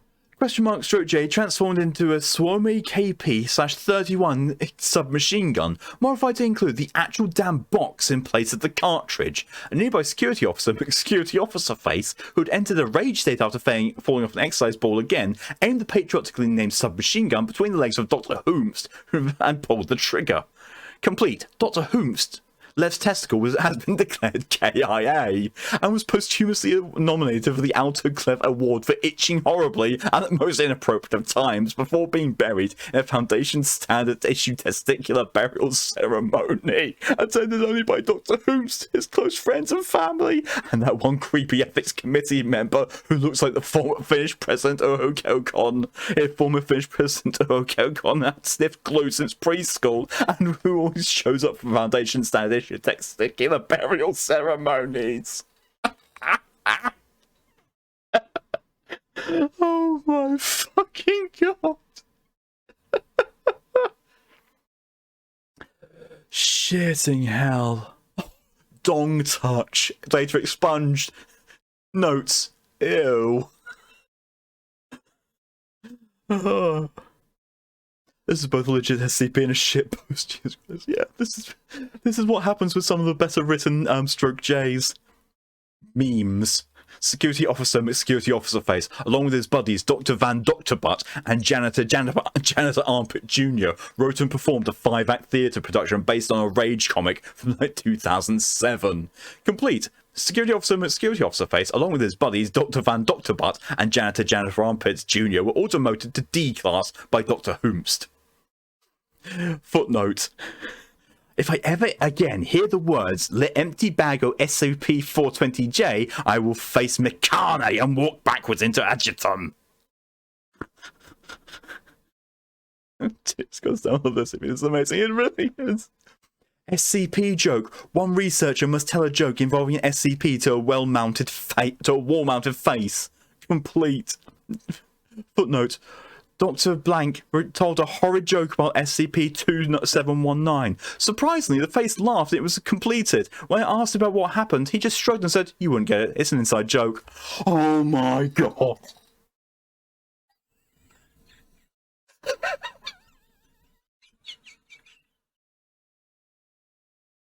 Oh, that's so bad, but it's so good.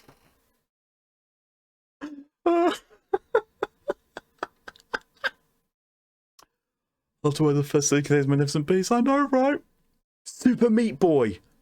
Should play Super Meat Boy and get past Dr. Fetus. Failed. Footnote. Question mark J's box rage quitted and broke all the objects in the room. When we tried to calm it, it gave us a punch. Oh. WWE 2K17. Must fight Brock Lesnar with The Undertaker on WrestleMania 30. Failed. Footnote.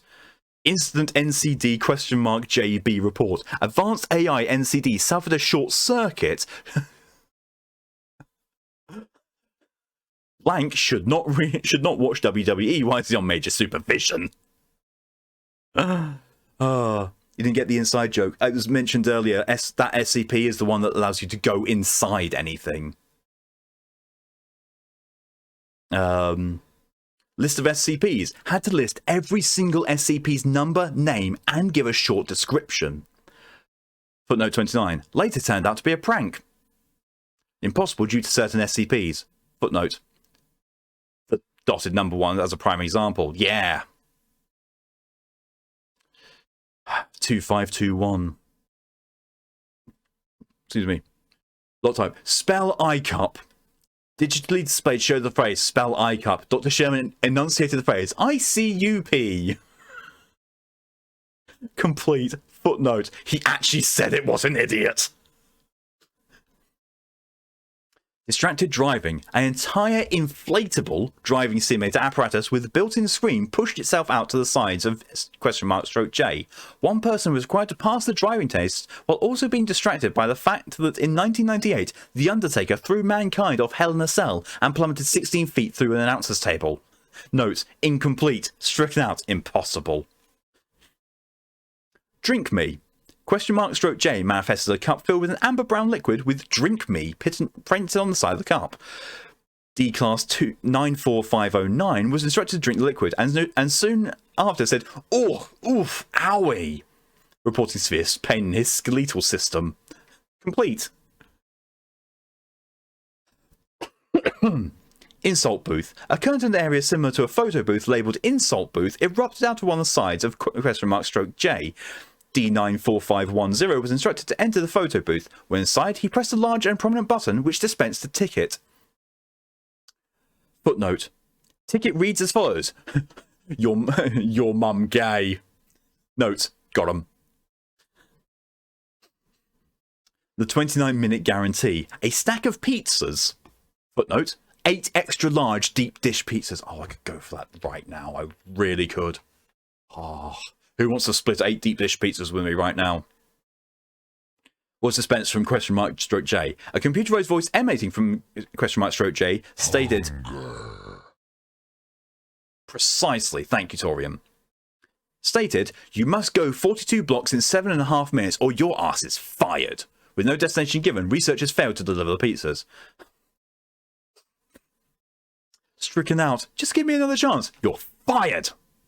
Footnote. You're late. I'm not paying for those. Volunteers tribute. Well, we've got one additional person.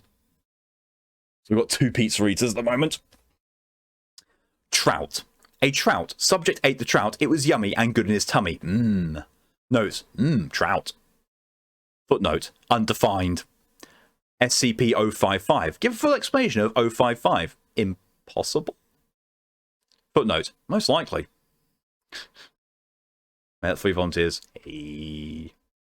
Use outdated memes. Subject was required to do the Harlem Shake while the Nyan Cat song plays while wearing a Harambe mask and spinning fidget spinners. Completed. Footnote. Dr. Crockett immediately drove home and reportedly showered 5 times in the span of 2 hours due to still being dirty. Give me pizza. Well, we're up to 4 people already. That's 2 pizzas each. We can do it. We can do large deep dish pizzas, 2 each. Yeah. List all known XK scenarios. Subject was required to list every XK scenario that the Foundation has documented. Completed. Footnote. Dr. Western successfully listed every Foundation official XK scenario, with the addition of 4 others which never existed, which include YT class Dear God Why scenario, MK class End of My Will to Live scenario, and HYK class Why Does the Foundation Have So Many Fucking XK Scenarios scenario, and TSAT class Hit Me With a Fucking Brick scenario. I fucking love this. This is actually probably going to eat up most of the stream now. I very much apologise. We're not even halfway through this list. I actually might have to call this list off and move on to the next SCP. Otherwise, this SCP is, stream is going to be two of them. Hippocratic chicken. Perform one surgery and completely fail to uphold the Hippocratic oath while succeeding. Completed. Footnote. I'm never trusting any organ of mine to MD blank. Cups of groups of interest. Utilize SCP-294 to make a cup of every group of interest, including but not limited to cup of SCP organization, cup of GOC, cup of UIU, cup of Are We Cool Yet, cup of gamers against weed, cup of Dr. Wondertainment, cup of nobody, and a few more. Footnote. It seems any cup ordered for this task had effects akin to what the group did. We are currently trying to recontain Cup of the Serpent's Hand. Incomplete. Recovery of several cups pending. Oh, this is making me remember that Jack did next to neighbor with gay porn. Yeah, Jack told us. That was amazing. Don't you dare apologize. This is great. I don't know. Do I just make the rest? You know, do I continue or shall I do the rest of these as a separate like reading video? I don't know which one I should do. Let's put a poll up.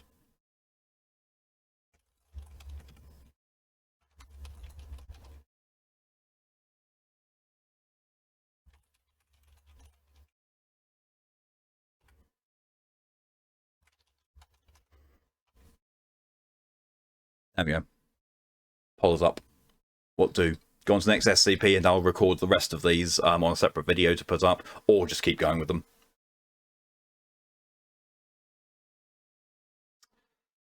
Put a poll up where? Give Spooky. Up yours. Jesus Christ. We've already got 3 votes for the next SCP and 1 for keep going. So, I don't know. It's only a 2-minute poll. Go either way.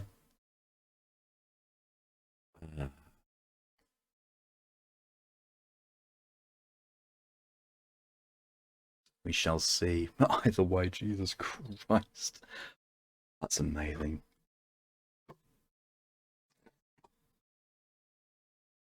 We kind of got 5 votes for the next SCP. Spooky. Hey, Callie. Are your tits spooky? Do you call them boobies?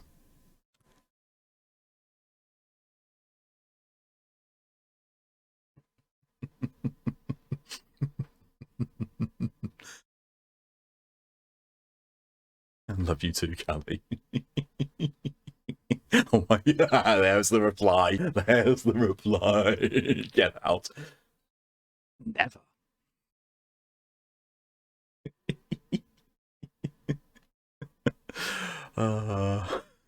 Slash wholesome, yeah. That happened. Oh, first I'm drowning in this bath. No! Capius won't let you. You know this. Oh.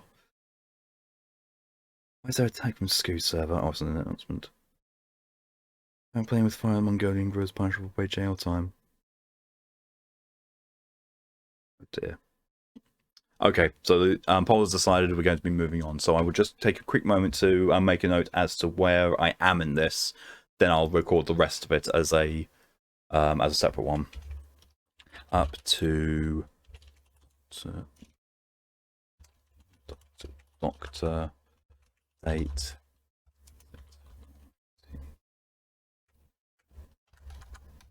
Okay, so that's where that one ends. Next one is Nia's other one, which is not a joke one, but it might still be a ridiculous one. Okay, so the next one is properties is 1296. And the one after that on the list is 2295. Okay. Let's bring up the window again. That's done. 2295 was there. Then we've got 3 more. Is that what's on there? Yes. Okay. Okie dokie. Right. I'm going to find it. I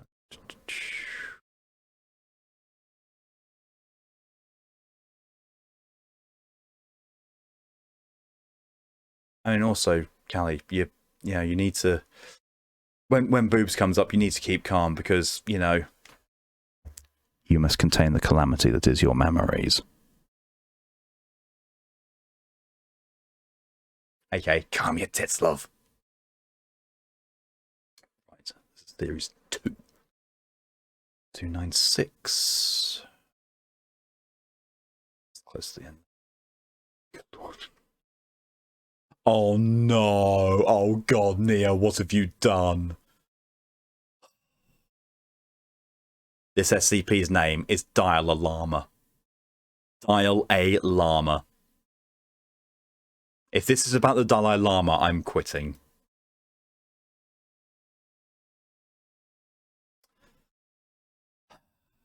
Thank you for the hydration reminder, Kelly.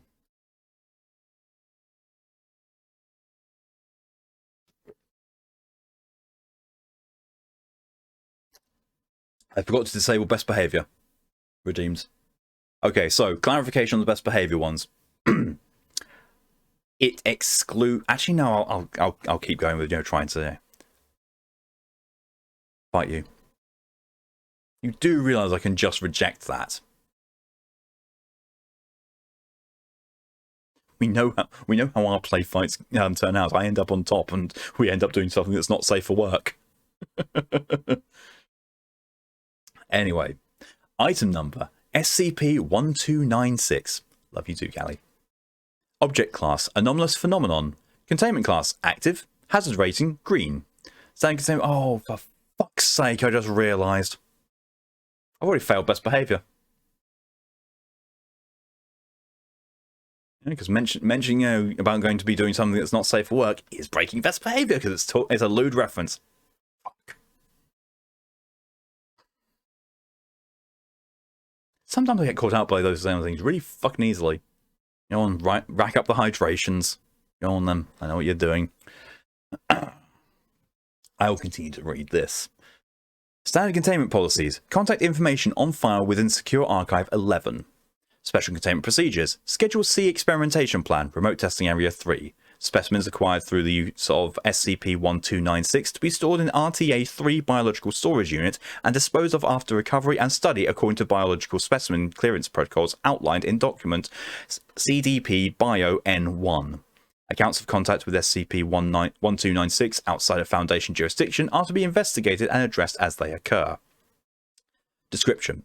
SCP-1296 is a Volga M24 model automobile belonging to a service identifying itself as Dial a Llama. The vehicle itself displays minor physical alteration. Baggage bars have been installed on the roof, the rear seats have been removed, and the vehicle is incorrectly labelled as manufactured by the Toyota company. The Dial a Llama company's contact information and slogans are painted on the sides of the vehicle. Upon calling the provided telephone number, callers will be put in contact with a sales representative from Dial a Llama, henceforth referred to as SCP-1296-A. Attempts to find the location of 1296-A or to acquire any additional from it have failed. 1296 will manifest within 2 hours of placing the order at the caller's location, regardless of any changes in location made during the time between the call and the delivery. No maximum range to 1296's manifestation have been found, but it will require adequate space for the vehicle to manifest. Attempts to track 1296 have failed. GPS devices attached to the vehicle have ceased function after 1296 has left view, and it constantly evaded pursuit. 1296 will always manifest with one driver of varying appearance and 2 to 8 llamas in addition to whatever specimen was ordered. The cost of the order will vary without apparent pattern. Interview log 01. The following logs made during testing on 09/07/2012. Welcome to Dial a Llama. How may I help you? Yes, I was wondering if you could get me some additional information about your company. What would you even need to know? You need a llama? Dial a Llama gets you a llama. Anytime, any place. It's our name. Yeah, I know that, but you call us, you order a llama, we get you a llama. Not that hard. Where do you get these llamas? Look, man, do you want a llama or not? This isn't the 20 questions hotline. This is a 2 questions hotline. Question 1, do you want a llama? Question 2, what kind of llama do you want? If the answer to the first is no, then why are you calling? Let me speak to your manager. Nope, sunk that ship. We don't put up with harassment around here. Good day to you, sir. Oh, okay. I'll buy a llama. Just one llama, nothing special. Alrighty then, that'll be 45. Cash or credit? Cash. The llama bill will be in 2 hours or less. Have a wonderful day, jackass. Jesus. Interview log 02. The following log was made upon delivery on 09/07/2012. The driver of 1296 has been designated 1296-B. I would like to point out at this point in time, this is a canonical SCP. This is not a joke. This is actually canon within the SCP universe. This thing exists. Hey, you got your ordered llama? Yes, that's me. 45, please. Pays SCP 1296. If it's at all possible, could I ask you a few questions about you? Oh, not this again. You just won't give up, will you? You order llamas, we get you llamas. From the top of Mount Everest to the bottom of the Marinara's Trench. If you need a llama, we'll get you that llama. Now stop being nosy. Yours is the grey one in the back. Jesus. Jay, Sloan, welcome, little bro. Thank you for your contribution to the video stream challenge. I realised that you were already here because you said that Faye wasn't eating. Sorry about the double. Welcome. Hello. Test logs. Ordered 3 llamas. Time for delivery 3 minutes. Cost $33. Result 2 female and 1 male llama. No anomalies were detected in the specimens. Ordered 1 pregnant female llama with a brown spot on the left side. Time for delivery 17 minutes. Cost $50. Result 1 llama matching the description ordered. No anomalies were detected in the specimen. Ordered 1 alpaca. Time for delivery 1 hour and 43 minutes. Cost $17. Result 1 male llama. Specimen had the hide of an alpaca glued to it. Closer inspection revealed that the hide had been freshly skinned. What the fuck? Holy shit!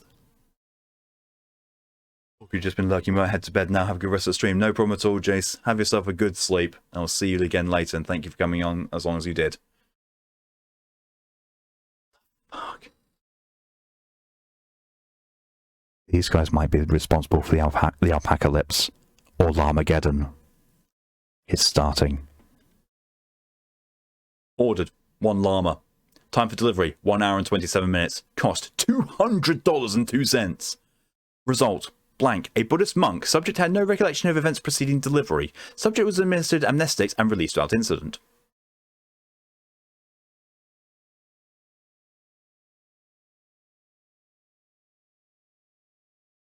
It's 1 llama.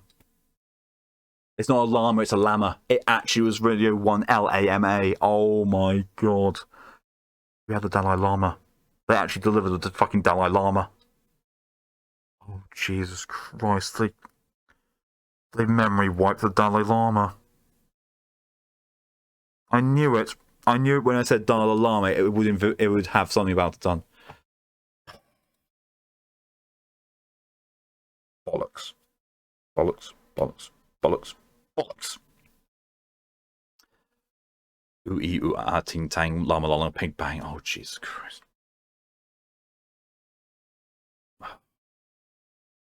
I swear, almost everyone over the age of around 30 or so has that song in their mind somehow, even if they didn't listen to it. It's just there. We were there. We lived that shit.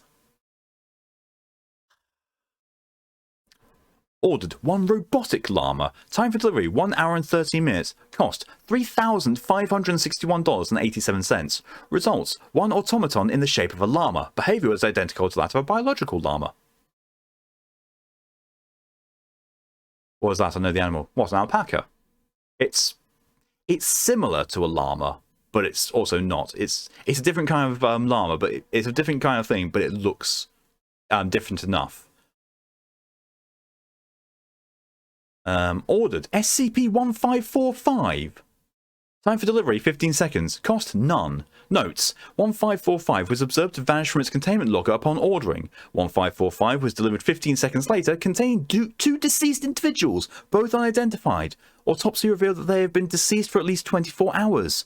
Delivery consisted of 1296 driving past the delivery area at approximately 105 km per hour. 1545 was thrown from the roof by a second 1296B subject. 1926B2 was heard to scream, "Just fucking take it!" before departure. What the fuck? Hey, what's 1545? Oh, what 1545 is now. It's safe. It's a 2-person llama costume wearing galoshes.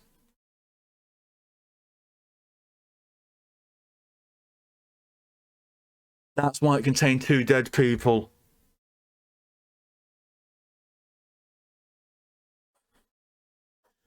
What the fuck? And that's all that was all of the SCP. Jesus Christ. Well, we've got 3 read so far, and an hour and 20 minutes left of the stream, thereabouts. So we get on to the next one of 2295.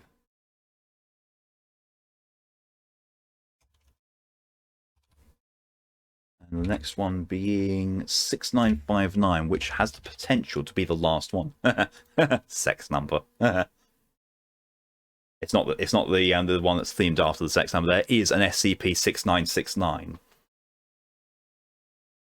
So 2259 is series 3. So yeah, 2295. 2295. So it's 2, and then scroll back a little bit. The Bear with the Heart of Patchwork. Oh, get them. Well, that's complete because we're starting it now. And because there's a gap in between them, I will take those hydrations now. So there's 8 total with the additional ones from DJ, Callie, and E. Thank you very much.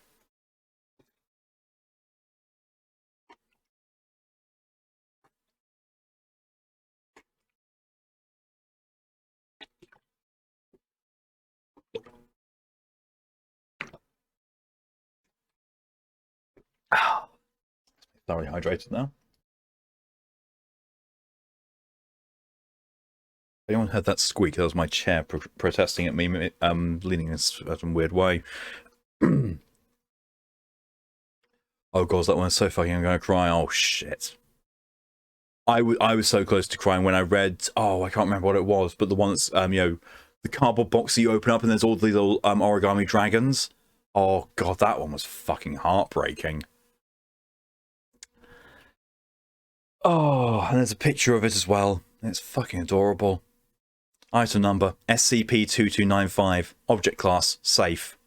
Special containment procedures. 2295 is to be kept in a standard containment locker within Storage Wing 25 in Site 37.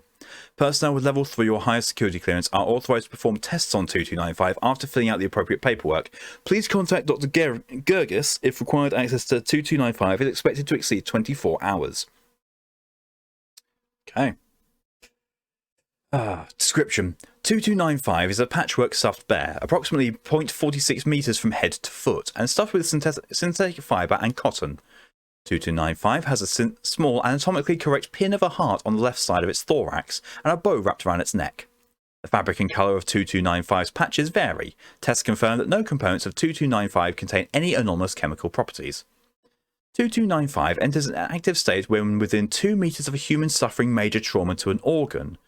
When in the proximity of 2 or more possible subjects, 2295 will invariably choose the youngest subject. 2295 will anomalously produce scissors, white thread, and either sewing needles or crocheting hooks from its mouth, and use any fabric and stuffing in close proximity. Footnote.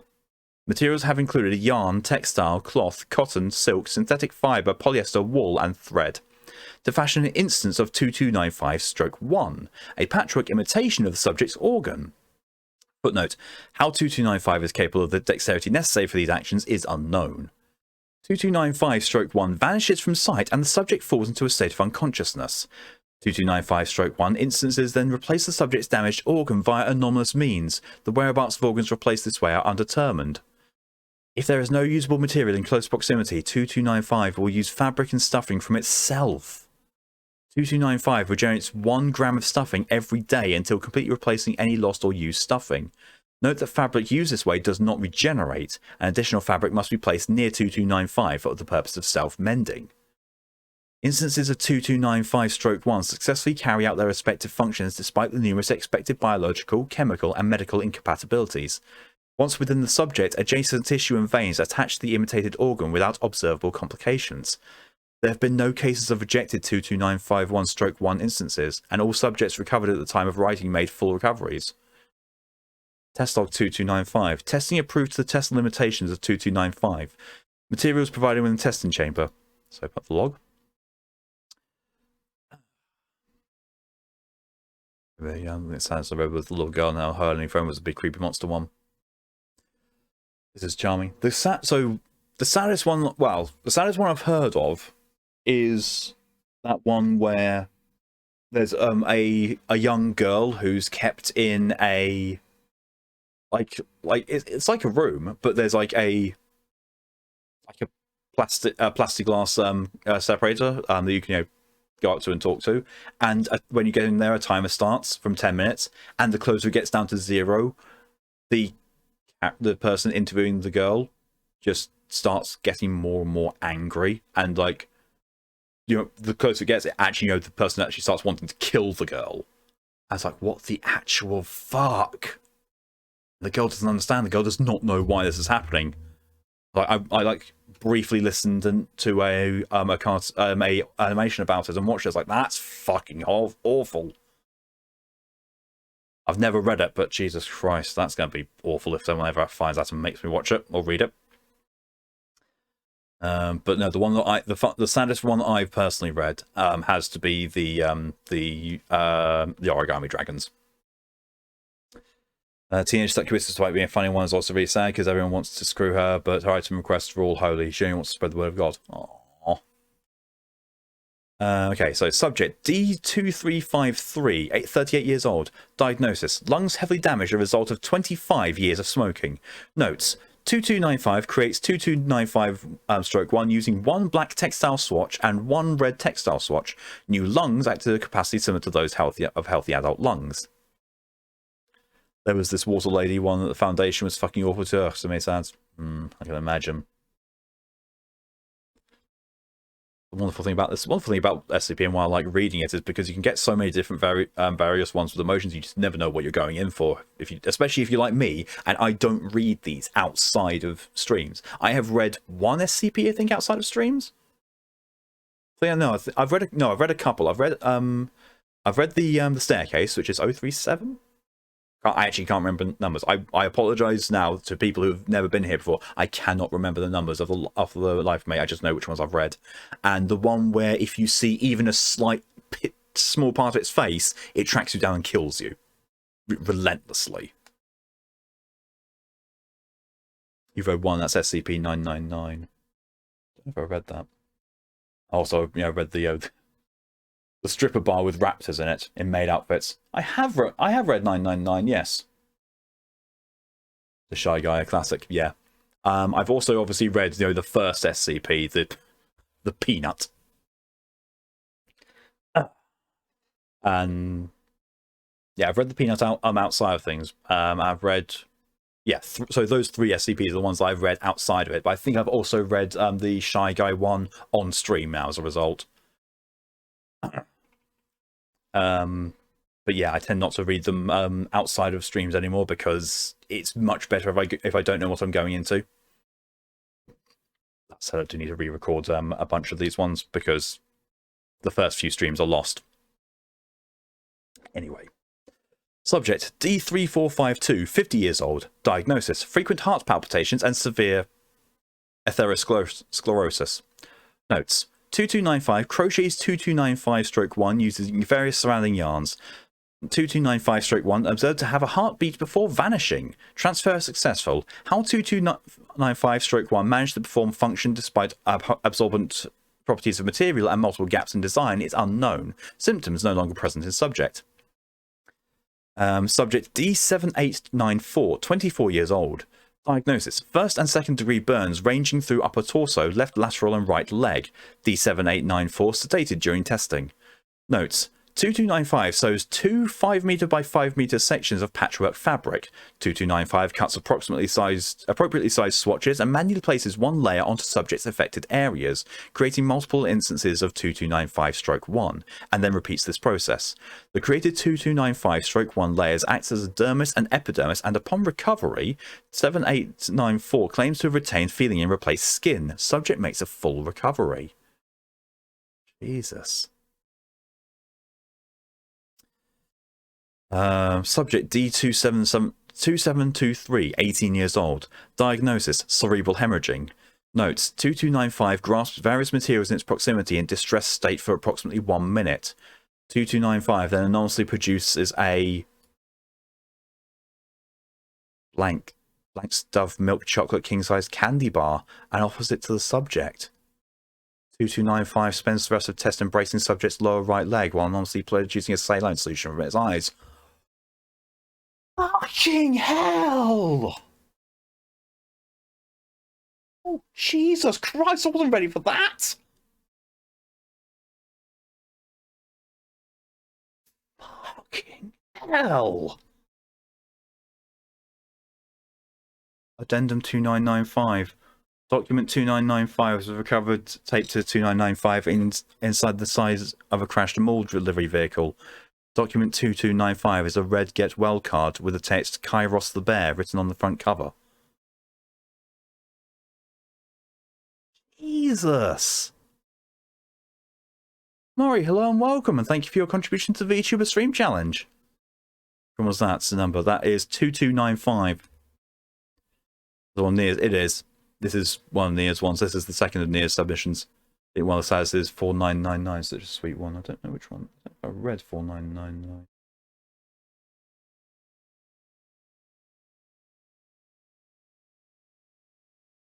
I have not read 4999, but that's fucking heartbreaking. Recovered document to Tommy, because only time can mend all wounds. Love, Grammy. Fucking hell. No, it's not his. No, that's DJ's one. That's one of DJ's. Yeah, I just remembered.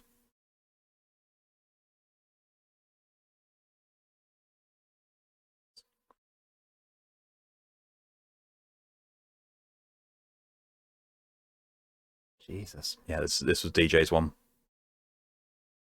So I'm still on the fact that Nia contributed a few for ones. So people, how much one? Yes, this one. The one I've just been reading is 2295. Jesus. 1999 teleports around, visits dying people, so people are going to be captured. That's kind of sweet. 1296, 1545, and 108 are the ones, the joke ones. Ah, so it's. Oh yeah, we haven't done 1545 and 108. This. With the bear you told you that is this one. That is this one. Sorry, I was in full tears. Jesus, I see why. Personally, would have been crying out. Pay too much attention to how fast Mark reads. Apologies. I do try to slow my reading down. It's not easier. This one's 999. It's great, so I'd love to have. Actually, 1545. Not found. 108. Okay. Oh, wait. No, not oh Jesus, that was unashamedly heartbreaking. I'm off, I'm super tired. No problem at all, Callie. Love you too, and thank you for coming as long as you did, and I will see you later. Please have a good sleep, my love. The web's lying to me. I have the wrong number. Had people hemorrhaging chocolate, neither on the beverage. It is there. If you scroll down to the bottom of that, where it says test log, if you tap where it says test log, so you have test log 2295, then underneath it, it has testing approved, then test log. If you tap that, it will drop that down. And the search feature is broken, yes.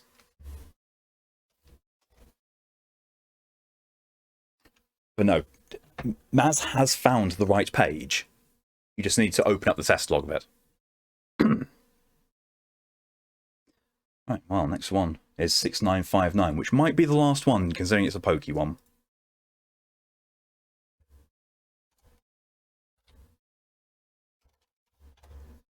But yeah, the search hasn't worked for ages. The search hasn't worked since, before even the hack happened. 4885 is the next one. Not stupid at all. It is an unfamiliar system. If you're not used to dealing with the SCP websites, like I wasn't when I first started, you don't know there are things like highlighting text, opening up little text boxes like that with the links and footnotes that need to be prepared for. It's not easy to navigate if you're not used to it. So we'll accept that one. 6959. So we're going on to Series 7, which is the most recent series. And Pokey has given this series very good reviews. I've already read something from here, apparently. Yeah, 6959. A very strange Fumo. Oh no. Oh, Pokey. Oh, Pokey, you didn't. Yes, they did.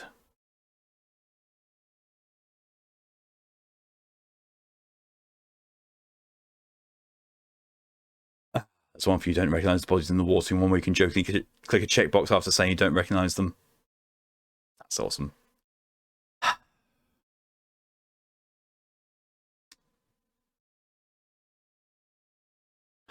Pokey.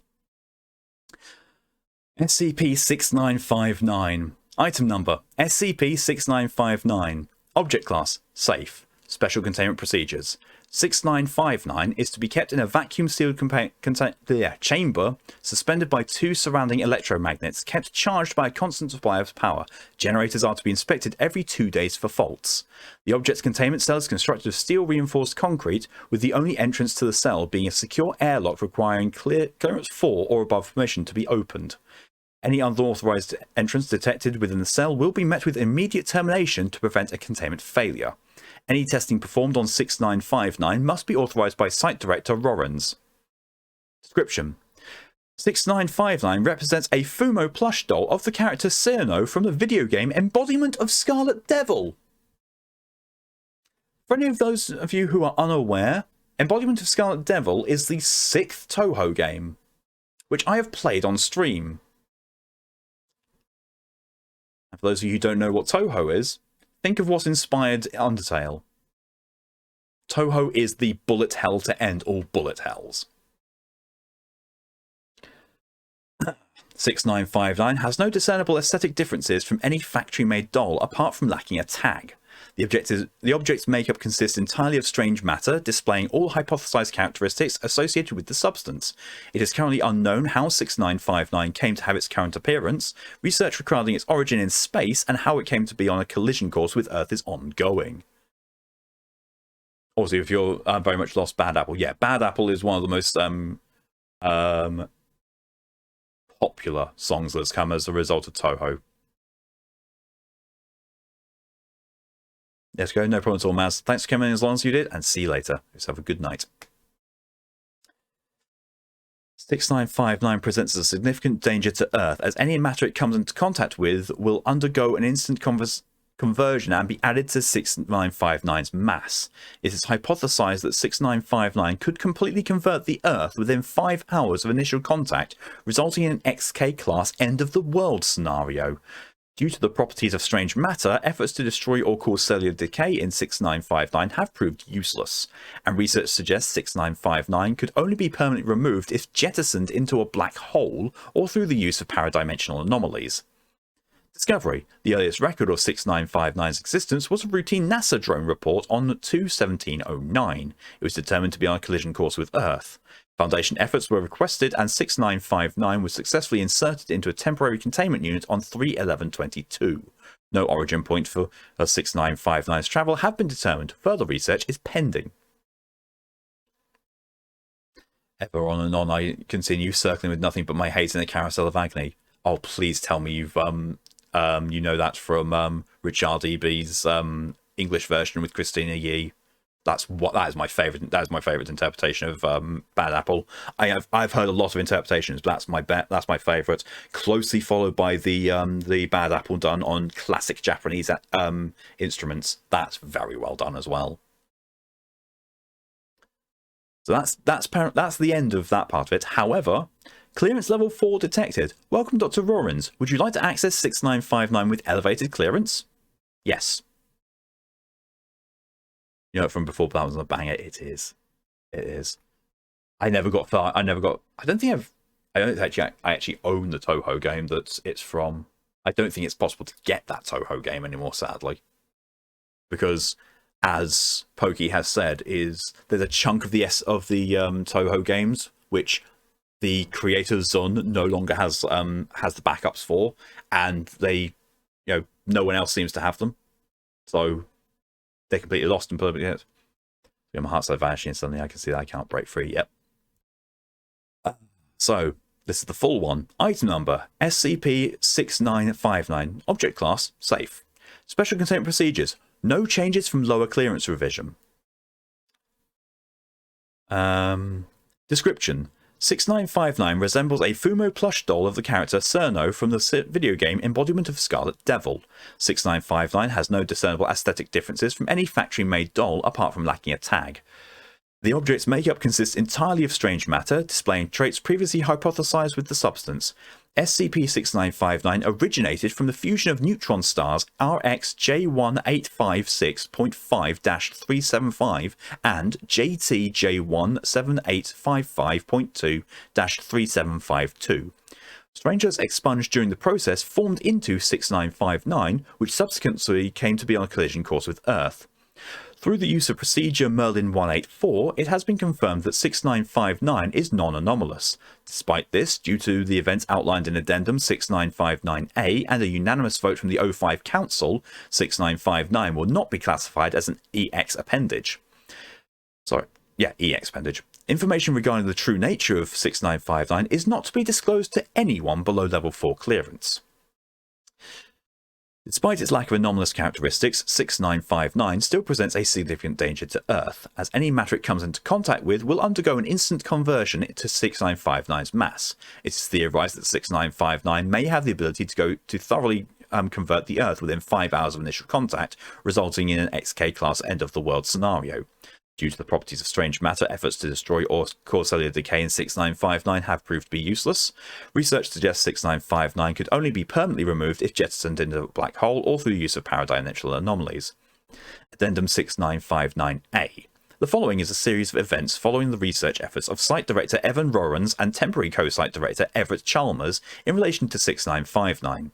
Dr. Rorans were given supervision of experiments regarding 6959, with Dr. Chalmers being assigned to documentation and interpreting information regarding the object.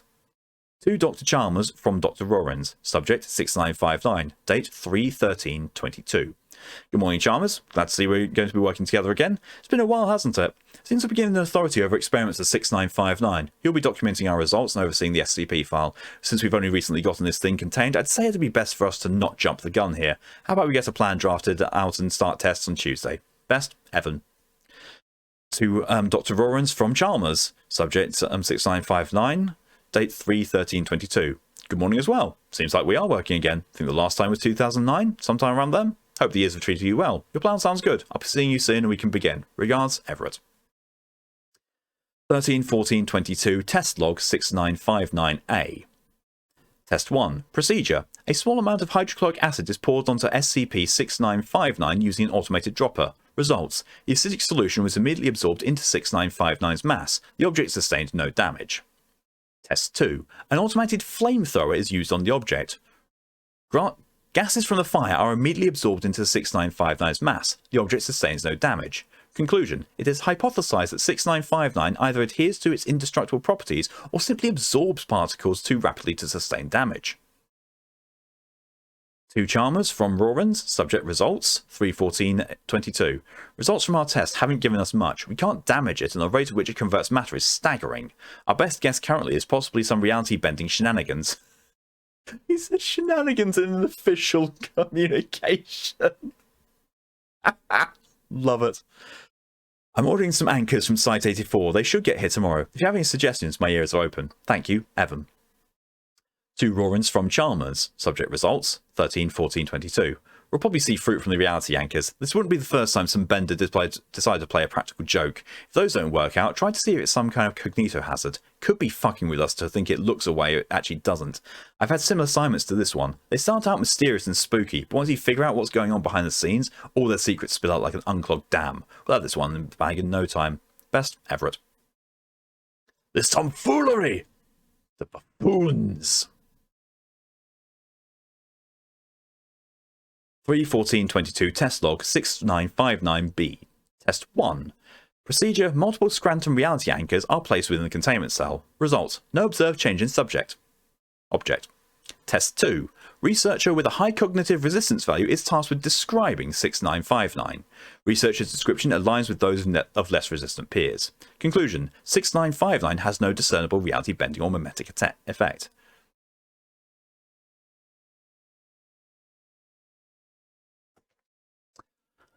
Oh shit. Sorry, Malk, I have a meeting tomorrow/today. I'll be going to sleep now. Also, Jack, not sorry. He will be right in. Thoroughly in. With the whip.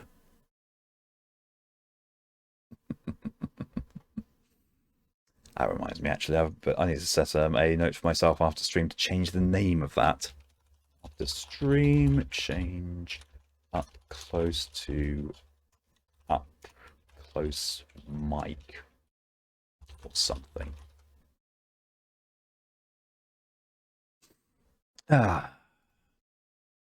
Two Jarmers from Rorans, subject lack of results, date 3/15/22. Good morning. Reluctantly, we've made no progress understanding 6959. No reality bending nor mimetic hazards have been identified. We're going to have to start looking elsewhere for information on the object. Try getting into contact with some field agents. Let's start with interviewing the people involved with the actual doll's creation. Best, Evan. SCP Foundation Agent Automatic Assignment Report. This is really hard to read. Details. Due to a lack of progress regarding 6959, Research Foundation units will be investigating those involved with the production of Fumo dolls. Agents will be equipped with hidden recording devices and earpieces, with Dr. Chalmers issuing orders. Personnel involved. 2 agents embedded into popular gaming news website Kotaku, Director Everett Chalmers. Date 3/18/22. Task. Agents will be asking questions on the premise of a news article related to a sudden spike in popularity of Toho and Fumo dolls. Interview Summary 1. Interviewed. Members of the Dojin Circle. Angel type. The Circle is responsible for the original design of the Fumo dolls, partnering with the company Gift in order to produce them. Notably, the first design was of a different character. That's a footnote.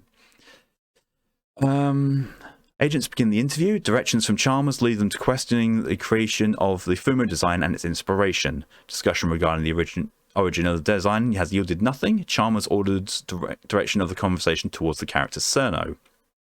Interviewed are trying to steer the conversation towards other topics. Agents attempt to get further info potentially related to 6959, but fail. Interviewed have no knowledge related to the assignment. Agents are ordered to conclude the interview. Interview Summary 2. Interviewed. Designer and manufacturer of the first Cerno doll produced. Interview begins. Agent questions the creative process of the design and how it's created. Agents continue to press interviewed about the doll. Interviewed are starting to question why they're so interested in a silly-looking doll. Discussion has yielded nothing. Chalmers orders use of interrogative tactics. Interviewed are becoming increasingly uncomfortable. Chalmers orders agents to pressure them more. Interviewed have no knowledge of value relating to the assignment. The interview is cancelled. Interview Summary 3. Interviewed. Creator of Toho, Junya Ota. aka Zun, I think. Interview begins. Agents are ordered to direct the conversation to Embodiment of Scarlet Devil under the premise that it is their favourite in the series. Discussion has yielded nothing. Agents direct the conversation towards the character of Cerno and the creative process of designing the character. Junya has explained that the creative process in detail and is trying to steer the interview towards other topics. After multiple failed attempts to get any more detail regarding things related to 6959, Chalmers orders the agents to engage in enhanced interrogation. The order is momentarily challenged, but the agents follow through nonetheless. Nothing has been yielded. Assignment cancelled. Subject anaesthetised. Poor son. To Dr. Chalmers, from Dr. Rorans. Subject field agents. Date 3/19/22. Everett, what the hell is wrong with you? Do you really think ordering the torture of an innocent man was acceptable? I understand being frustrated with the lack of progress. Really, I get it. That doesn't give you the excuse to do what you did. Have you considered that we're dealing with an EX in the making here? Nothing we've thrown at us has got us anything. None of the people who could have something to do with this have anything worthwhile to give us. All the usual things that could suggest some anomalous fuckery haven't been ticked. None of the data we've got shows anything other than some strange quirk of physics. Kind regards, Evan. To Rorans, from Chalmers. Regarding field agents. 3/9/22. Evan, we are part of the Foundation. Our job is to save humanity from anomalies while keeping them and ourselves out of public knowledge. 6959 could potentially destroy the entire Earth. If it takes torturing a man to get some info regarding it, then that's what I'll do. Report to the Ethics Committee if you want. He was anaesthetised and given some medical treatment. No harm done in the end. I know physics isn't your thing, but this isn't a quirk of it. The ramifications of this thing being non-anomalous are catastrophic. Strange matter is theorized to have existed at the beginning of the universe. It's thought to be the perfect state of matter. I refuse to believe some nonsense that this is somehow natural. I know you like to act superior in your emails and shit, but I'm not going to let you strong-arm me into denying basic facts of science. Unkind regards, Everett. To Chalmers from Rawrins, subject field agents. Look, I won't report you to the committee unless you pull something like that again. That being said, while I know physics isn't my strong suit, I also know that we've hit a roadblock with this project. We've learned nothing and we're getting desperate, judging by your little outburst with the field agents. I've got one last idea. The people in Thaumaturgy research wing at Site 72 have cooked up this procedure they've called Merlin 184. They managed to seize some Serpent's Hand documents and reverse engineer a spell that will determine whether something is anomalous or not. I'll link the document here. Regards, Evan. Procedure Merlin 184. Requirements: a camera, 5 candles, red chalk, a bladed object. Step 1. Take a photograph of the object you wish to test. Step 2. Using the chalk, draw a question mark surrounded by a circle on the floor. The type of surface doesn't matter as long as the chalk isn't displaced by it. Step 3. Place the candles in a pentagon around the circle. Excuse me. Step 4. Place the photograph in the middle, cut yourself with the bladed object and bleed on the photograph. If all steps have been followed, one of 2 events will occur. All the candles are immediately anomalously lit. If this occurs, the object has anomalous properties. None of the candles lit. If this occurs, the object has no anomalous properties. Thank you for the hydration reminder, Fluffy.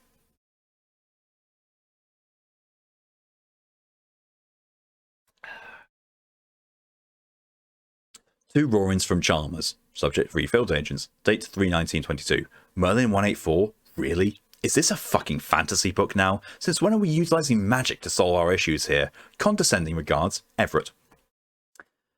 Two Chalmers from Rawrins. Same subject, same date. If you have a better idea, I'm all ears. If you don't, I'm messaging the department and we're going to test this because we've got nothing else to go off of. Annoyed regards, Evan. 3/21/22. Test log 6959-C. Procedure, Merlin 184. Results, no candles are lit. Conclusion, 6959 has been confirmed to possess no anomalous traits. EX classification pending. Director Rawrins has requested 6959 be classified as EX with further research into strange matter pending.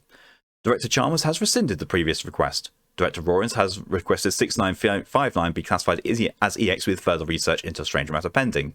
Director Chalmers has rescinded the previous request. To Dr. Rawrins from Dr. Chalmers. Subject EX. 3/22/22. There is no way in hell we are making this thing an EX. It is no conceivable fucking way this thing is somehow non-anomalous. It's a goddamn anime plushie that came from space and is made of strange matter. Whatever magic you use has got to be bullshit, because I know what I'm talking about when I say this thing is anomalous. Everett. To Chalmers from Rawrins. There is no evidence to the contrary. Everything points to this being natural. We've detected no reality bending, no cognitive effects. None of the people we've interviewed know a thing on top of that. We use magic and it still points to a lack of anomalies. I'm going to talk directly with the O5s tomorrow about reclassifying this thing. If you have anything to say about that, you can come to my office. Best, Evan. The following is a transcript from CCTV recording of Dr. Rawrins' office. Date 3/23/22. Begin transcript. Dr. Rawrins is seen typing at his computer. Dr. Chalmers enters the room looking slightly dishevelled. Dr. Chalmers, what the fuck do you think you're doing? Dr. Rawrins is startled by Chalmers' sudden entry. Fucking Christ, you scared the hell out of me. What do you want? Horizon thought, I'm having examined the morning, so got a dip. Have a good night, Mike. No problem at all, Fluffy. Thanks for coming in as long as you did. I'll see you later. Good luck with your test tomorrow and sleep well. I want to know what the fuck you think you're doing trying to classify 6959 as explained. Are you still upset about that? I told you already there's no evidence to the contrary. No evidence. Have you looked at the damn thing? Here, I've got a replica right here for you. Chalmers produces a Fumo doll matching the appearance of 6959. You bought one? Aren't those things like $500? That's beside the point. Take a good look at it. You're telling me this could somehow resemble something independently created out of the fusion of 2 neutron stars. It's the working theory with what we have. Are you serious? You're fucking delusional. How the hell did you manage to get this job if you're capable of believing something like this? Calm down. There's no need. Karma chops off. Rowan begins speaking louder. Calm down. You're suggesting that this fucking anime doll somehow existed during the Big Bang, the entire creation of the universe somehow coinciding with it. We have nothing else to go off. That's the only theory with evidence behind it. You read my email. So what then? Did Ota somehow subconsciously get influenced to create a character resembling it? Did its exact design get imprinted onto the minds of designers? Is God pulling some fucking prank on us? One so powerful and divine, nothing we do can reveal the punchline. We don't know. The ramifications of it being non-anonymous are too heavy for you to be acting nonchalant. We were destined to Were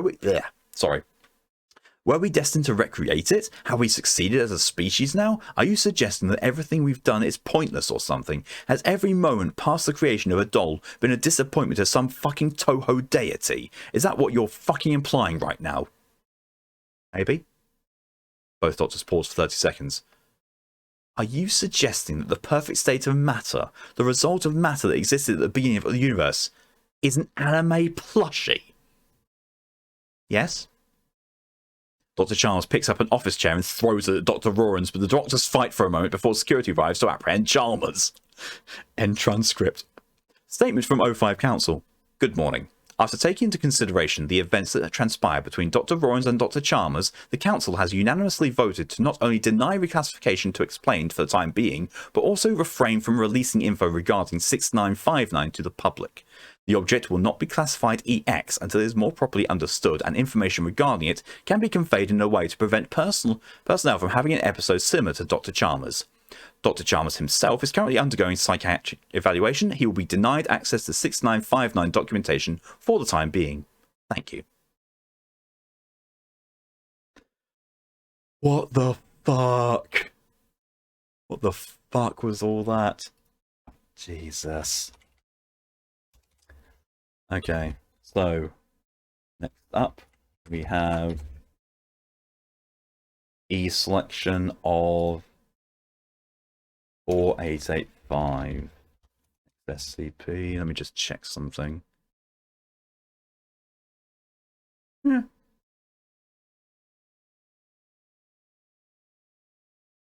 I will see. I will see at the end of this.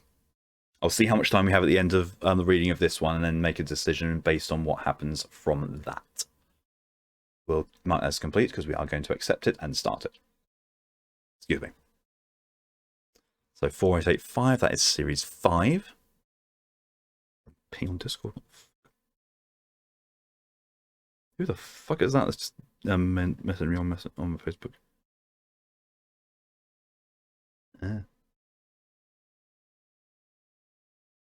Don't see that.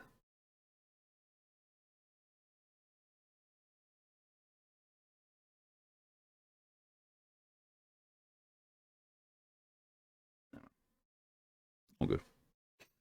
All checked.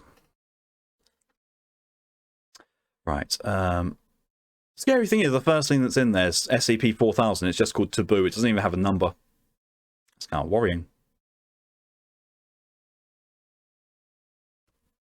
But no, I need to go to the next one. Final one. 4885. It's called Find Him.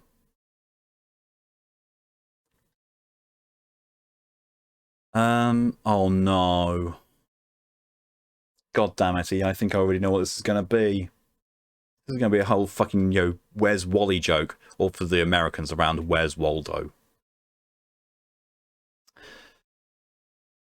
At the top of this, no information regarding any specific location on Earth is to exist on SCP-4885's file unless given direct permission by the O5 Council. Item number, SCP-4885. Object class, Cater. Special containment procedures. Currently, it is only theorized that 4885 is contained. To further elaborate, 4885 is contained within an unknown Class 17 containment chamber in an unknown site. In the event that 4885 breaches containment, procedure Invenientium is to be enacted, which consists of the following procedures. 36 Class 17 containment chambers are to be connected to an independent self-driving vehicles. At all time, 216 inactive containment chambers are to be readily available in case of sudden and unforeseen breach of 4885's containment. One D-class subject of stable mental health is to be submitted into the vehicle and driven into the system. A cryptographically secure pseudo-random number generator is to choose a random number between 1 and 36, and the vehicle is to be transported to a containment chamber based on the number chosen. Each containment chamber has a single-digit monitor that is capable of outputting video at 720p resolution. Once a D-class subject is transported to a random chamber, a message is to be sent to every monitor simultaneously. This message consists of the current location of 4885 delivered via an implanted tracking device. The GPS is only accessible by level 5 personnel or 4885 containment staff on a need-to-know basis. After approximately 2 hours, each containment chamber is to be transported to a randomly designated Foundation site via self-driving trucks. The trucks are to be disguised as a packaging service in order to prevent suspicion. In the event an accident occurs during the stage, procedure invenient enum is to be enacted again. No personnel who are aware of 4885's existence are to go within 100 meters of any Class 17 containment chamber. Several signs and warnings have been placed around each chamber, labeling it as a water treatment room, and that attempted access is punishable by immediate amnestation and loss of employment as decided by the Ethics Committee. Getting tongue-tied now. These warnings tell personnel to report to a nearby automated site overseer of any leaks from the chamber in which the person will be visually anesthetized by the overseer, and procedure invenient enum will be enacted. For more information regarding the composition of Class 17 containment chambers, please consult document 7631.00. Thank you, DJ, for your contribution to the VTuber Stream Challenge. Currently, 4885-1 instances that are located via far2.aic are contained within location I. The whereabouts of location I is only known to far2.aic. Currently, far2.aic is connected to 80% of CCTV security cameras within the United States and 40% of total CCTV security cameras on Earth. 4885-1 instances discovered by far2.aic will have specialized Foundation carrier drones to be dispatched and attempt to grab the body and carry it to location I. The body. Using routes that minimize the chance of unwanted civilian interference. In the event that the civilian notices a drone and 4885 breaches containment, the drone will send an all-alert message to 4885's containment team, and procedure invenient enum will be enacted. In the event the location I's whereabouts are discovered at large, the next personnel located within the document painted the town yellow will establish the next location I, and their immediate family will be notified of their death. Description: SCP-4885 is an anomalous humanoid resembling the main character of the popular series of puzzle books Where's Wally? Fucking knew it. Fucking knew it. This is SCP Where's Wally, known in the US as Where's Waldo. What the fuck? This entails that 4885 wears a horizontal red and white striped shirt, a red and white bobble hat, and jeans. However, a noticeable difference in appearance from the character is the entity's paler skin and the lack of eyes. The actual ever-living fuck! In the event that a subject knows of 4885's current location at any given time, footnote, the anomalous property will not trigger if the knowledge of its location is too ambiguous, such as planet Earth or China. The specifics of this effect are unknown. 4885 will move to the nearest wall and begin to phase into it. 4885 will appear inside of the subject and will reach up the esophagus and grab the subject's chin through their mouth. Oh. Oh.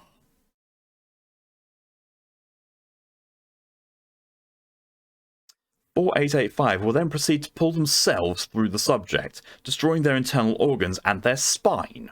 Once this has occurred, a yellow liquid will exit the corpse's mouth and will cover the subject entirely, which causes it to become an SCP-4885-1 instance. 4885 will remain in its current location, occasionally patrolling the area until another person discovers its location once again. However, if 4885 is close enough to the subject when they discover its location, they will instead approach the subject, attempt to climb into the subject's mouth, enter their abdomen, and exit their body through the subject's pelvis. During this time, 4885 can easily dislocate/relocate any joint in its body, and its skin and muscles will gain the consistency of a malleable solid, allowing it to easily climb into and out of the subject. Yeah.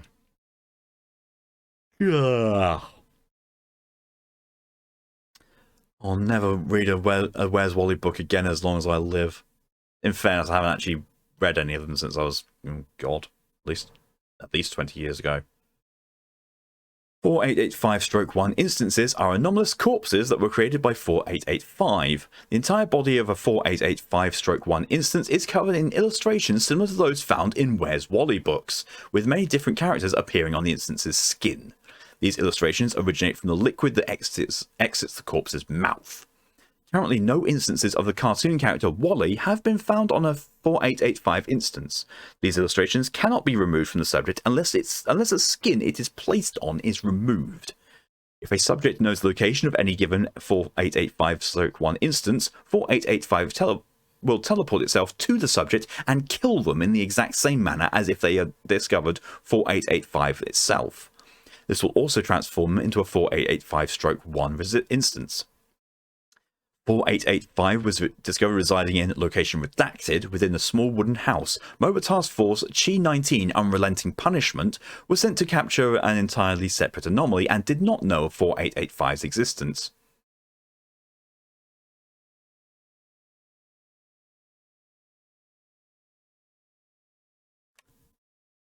Okay.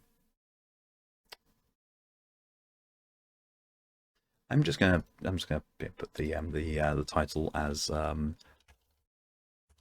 Heartbreak and Where's Wally. Let's just make this. Subjects: Amanda Merrick, M1, James Klein, M2, and Kurt Stoll, M3. Begin log. 1. Mic check. 2. Yep. 3. All good. 1. Equipment check. 2. Everything's working as intended. 3. Ditto. 1. Transcript number 67. We're entering the house. 3. No one's talking to you, Melly. 2. Oh, stop it. Now's not the time, Kurt. 3. Right, sorry. The group enters the house. 1. Initial descriptions of the object were a pair of black spectacles capable of killing the user and covering their body in strange pictures from an unknown children's book.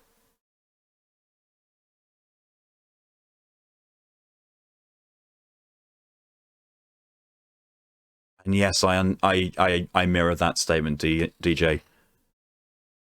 When you watch this, what the actual fuck?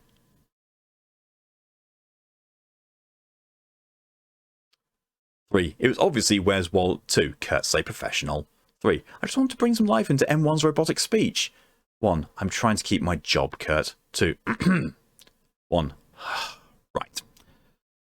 The group searched the ground floor below for the object and began to go upstairs. Scraping noises are heard below them, but the group does not notice this. 3. There's a picture on the wall. 1. 3. Yeah, it looks weird. It looks like crayon. 2. Take a picture. 3. Already on it. 2. Good. Think it has something to do with the anomaly? 3. Of course, it looks like Waldo. 1. Do any of you have an idea on where the object may be? 3. I think it's in here. 1. Which room is this? 3. Bathroom. There's a toilet and a shower. Yeah, at least I think it's a shower. Oh, Christ. So the picture is of a kid's drawing of Wally/Waldo with the text, Waldo found mummy. Okay. The room is circular, with a normal porcelain toilet at the other end of the room. There's a small depression into the floor, leading to a small drain. 2. Strange. What kind of shower is this? 1. There's a modified sprinkler on the ceiling. There's a switch on one side of the room that I assume would activate the sprinkler. Seeing as this house has been abandoned for several years, I doubt it would work. Mark, hello and welcome. Are you my mummy? No. M3 activates the switch. Water begins to come out of the sprinkler. 1. I stand corrected. Who's paying the water bill for this to work? Is it still hot? 3 touches the water and immediately recalls pain. Ah, it's scalding. 1. Who is? 2. I've discovered the object. It was resting on the toilet. M2 is still holding a pair of black circular glasses. The lens appears to be missing. 1. Good, you know the drill. M2 carefully examines the object, checking for fingerprints or any other traces of evidence. A small set of fingerprints are discovered on the temples of the glasses, which are revealed to be his own. 2. Yep, these are the ones. I'll put these in a baggie real quick. M2 produces a plastic bag from a smaller container around their waist and places the glasses inside. 3. There's an inscription here. It's in, redacted. M1. Where? 3. Over here on the wall. The phrase redacted is seen on the wall in redacted. 3. This was definitely not here when we first got here. Should we just leave it be and tell command about this? Or 2. It's most likely mimetic. Here, let me translate it. I have training. M2 takes out a small foundation-made translator and inputs the phrase. 2. Excuse me. Oh, never mind. Doesn't appear to be mimetic. It says the basement. The corpses from a child's book are in the basement. He is in there too. And then it cuts off. 3. Take a picture and we'll send it back.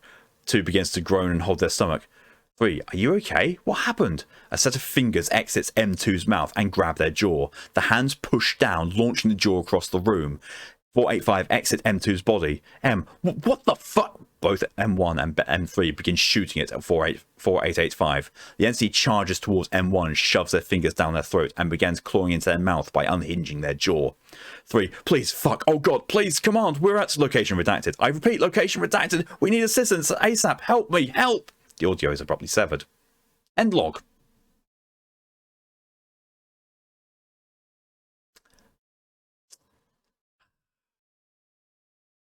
When the transcript was received by a nearby site, the site almost immediately went into lockdown as 4885 killed most of its personnel. The O5 Council enacted an emergency meeting and procedure Inventient Enum was created. Shortly after this, the procedure was enacted and 4885 was theorized to be contained. All information regarding 4885's location of discovery was removed by an automatic algorithm and 4885 was create. Nope, I agree, Torian. Addendum. Location I's creation. Access granted. Note from lead researcher Andrew Pent. Recently, I was alerted to the apparent danger of 4885 and the corpses that it creates. Sure, we have procedure Inventient Enum, but there are presumably hundreds of 485/1 instances out there that we cannot contain at all, as even the O5 councillors stated they do not know how to contain the corpses. Here's my proposal. I will require no D-class, nor any help from anyone. I will create an algorithm for drones and other machines to detect 4885/1 instances, grab them, and deliver them to a specific location, which I refer to as Location I. Location I, as far as any of you are concerned, will not exist. This Location I will be known to no one except for me and me alone. I will establish Location I in the algorithm that I have created, and I will allow 485/1 instances to be dropped off at Location I. Any of you that know 4885's effects know where this is going. Once Location I has been established and the algorithm is up and running, I will exile myself to a location that, as far as any of you are concerned, will not exist. I will cast myself into the forests and I will wait for 4885 to take me away. Roughly 3 days after I exile myself, activate procedure Inventient Enum and do not go looking for Location I. If you're reading this and you're not an O5, then everything that I just said has already happened and this proposal is a success. No need to pray for me. Instead, pray that you never find Waldo. That was fucking chilling. That was really fucking chilling. Very well written though. Real fucking chilling.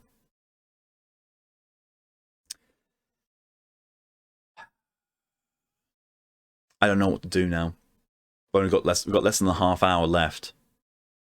If we can find a shortish one, I can probably do that. But I don't know. Don't want to accidentally do a long one.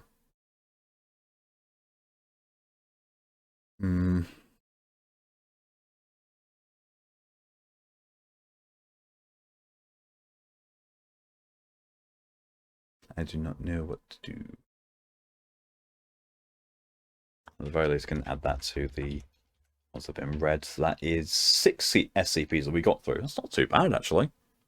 That seems to be for some of the... Well, to be fair, some of the streams have gone on...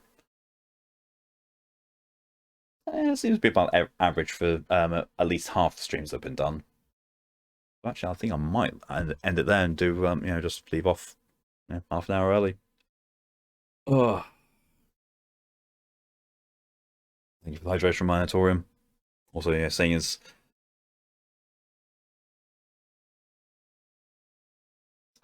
also I was tripping over my words a lot more in that reading.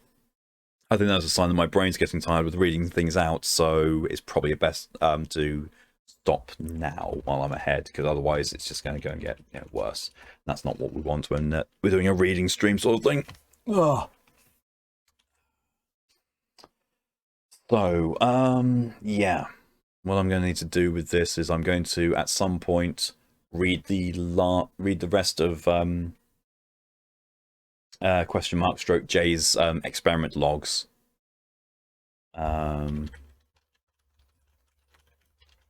And record that and put that up as well.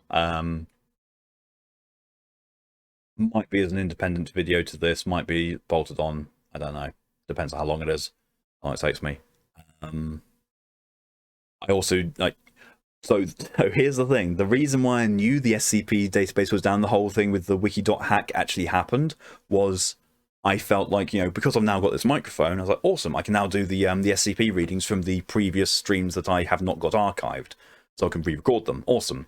I feel like actually doing it, and I've got a system for doing it that's going to make it a lot easier on me.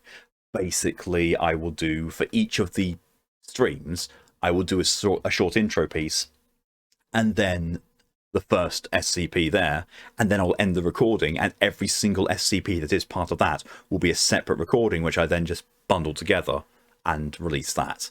Because that means that I'm not going to be sitting here for potentially hours just reading out and not being able to interact with you lot here. Because a lot of the things that you're just doing, sitting and reading out loud to literally no one else being there, it gets kind of tedious.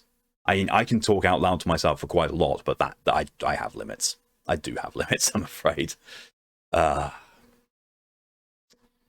that is the plan, and I will get through all those. But yeah, I sat down to start that, and I tried to pull up the SCP wiki, and was met with the notice they've been hacked. So, oh, wow, not the SCP. So I keep saying this. I keep getting this confused when I'm explaining it. The SCP wiki, the database itself, was not hacked. The site that hosts the wiki, wiki.com, was hacked, and as a result, they took their entire database down.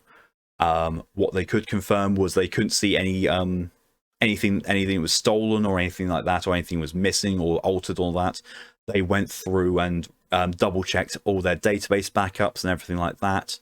They were hoping to get it up on Monday, but they released an update saying some of the things that the database returned gave them chills. So they were rechecking everything and making sure, and they said, we'll have it back up Tuesday, which is why the SCP stream has happened now rather than any of the previous slots that would have been in. Anyway, though, so that is where I'm going to be ending things for today.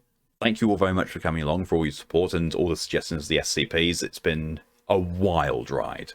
We've started off with a classic pokey kind. We've had a absolutely fucking hilarious joke one from Nia.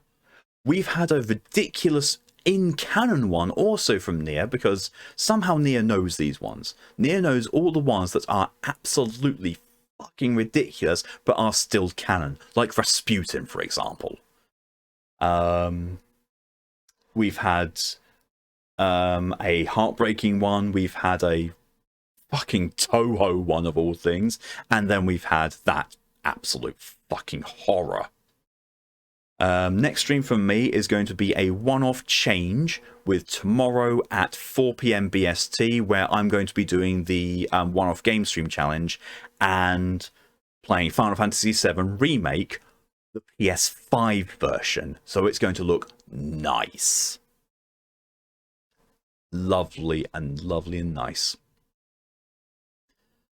So yeah, that's going to be tomorrow, and basically the Wednesday evening stream that I usually do is being brought to the daytime, so there won't be a Wednesday evening stream, And it was either that or replace Final Fantasy IX. And I feel like I've skipped on too many Final Fantasy IX streams anyway, and I would like to get through it.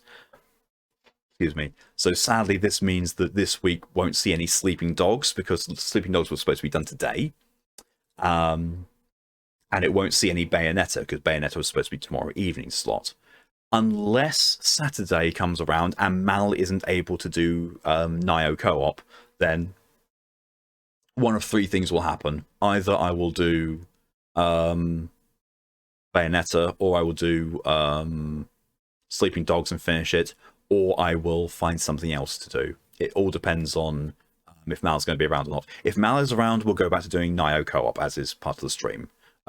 Queue. No, not queue, schedule. And then the weekend is also going to obviously bring the Deep Rock Galactic streams and the art stream. So yeah. However, though, that's it from me today. Thank you all again very much for coming along, for all your support. It's all greatly appreciated. I will be doing my best to work on getting these other SCPs recorded, in addition to that experiment log from !J and the list of things Dr. Bright is not allowed to do. I might put those two into the same video, actually, thinking about it, because then it's just going to be laughing until you actually might slightly hurt yourself, and I might do as well, because those lists are just so hilarious. Until next time, being tomorrow at 4 PM BST, I'll also put a note up in Discord for people to see, just so not too many people are taken by surprise for it. Until then, though, have yourselves a good rest of your night, a good evening, a good day, a good morning, or good afternoon, whatever the time is for you. Till then, though, stay safe, stay amazing. See you later. Bye.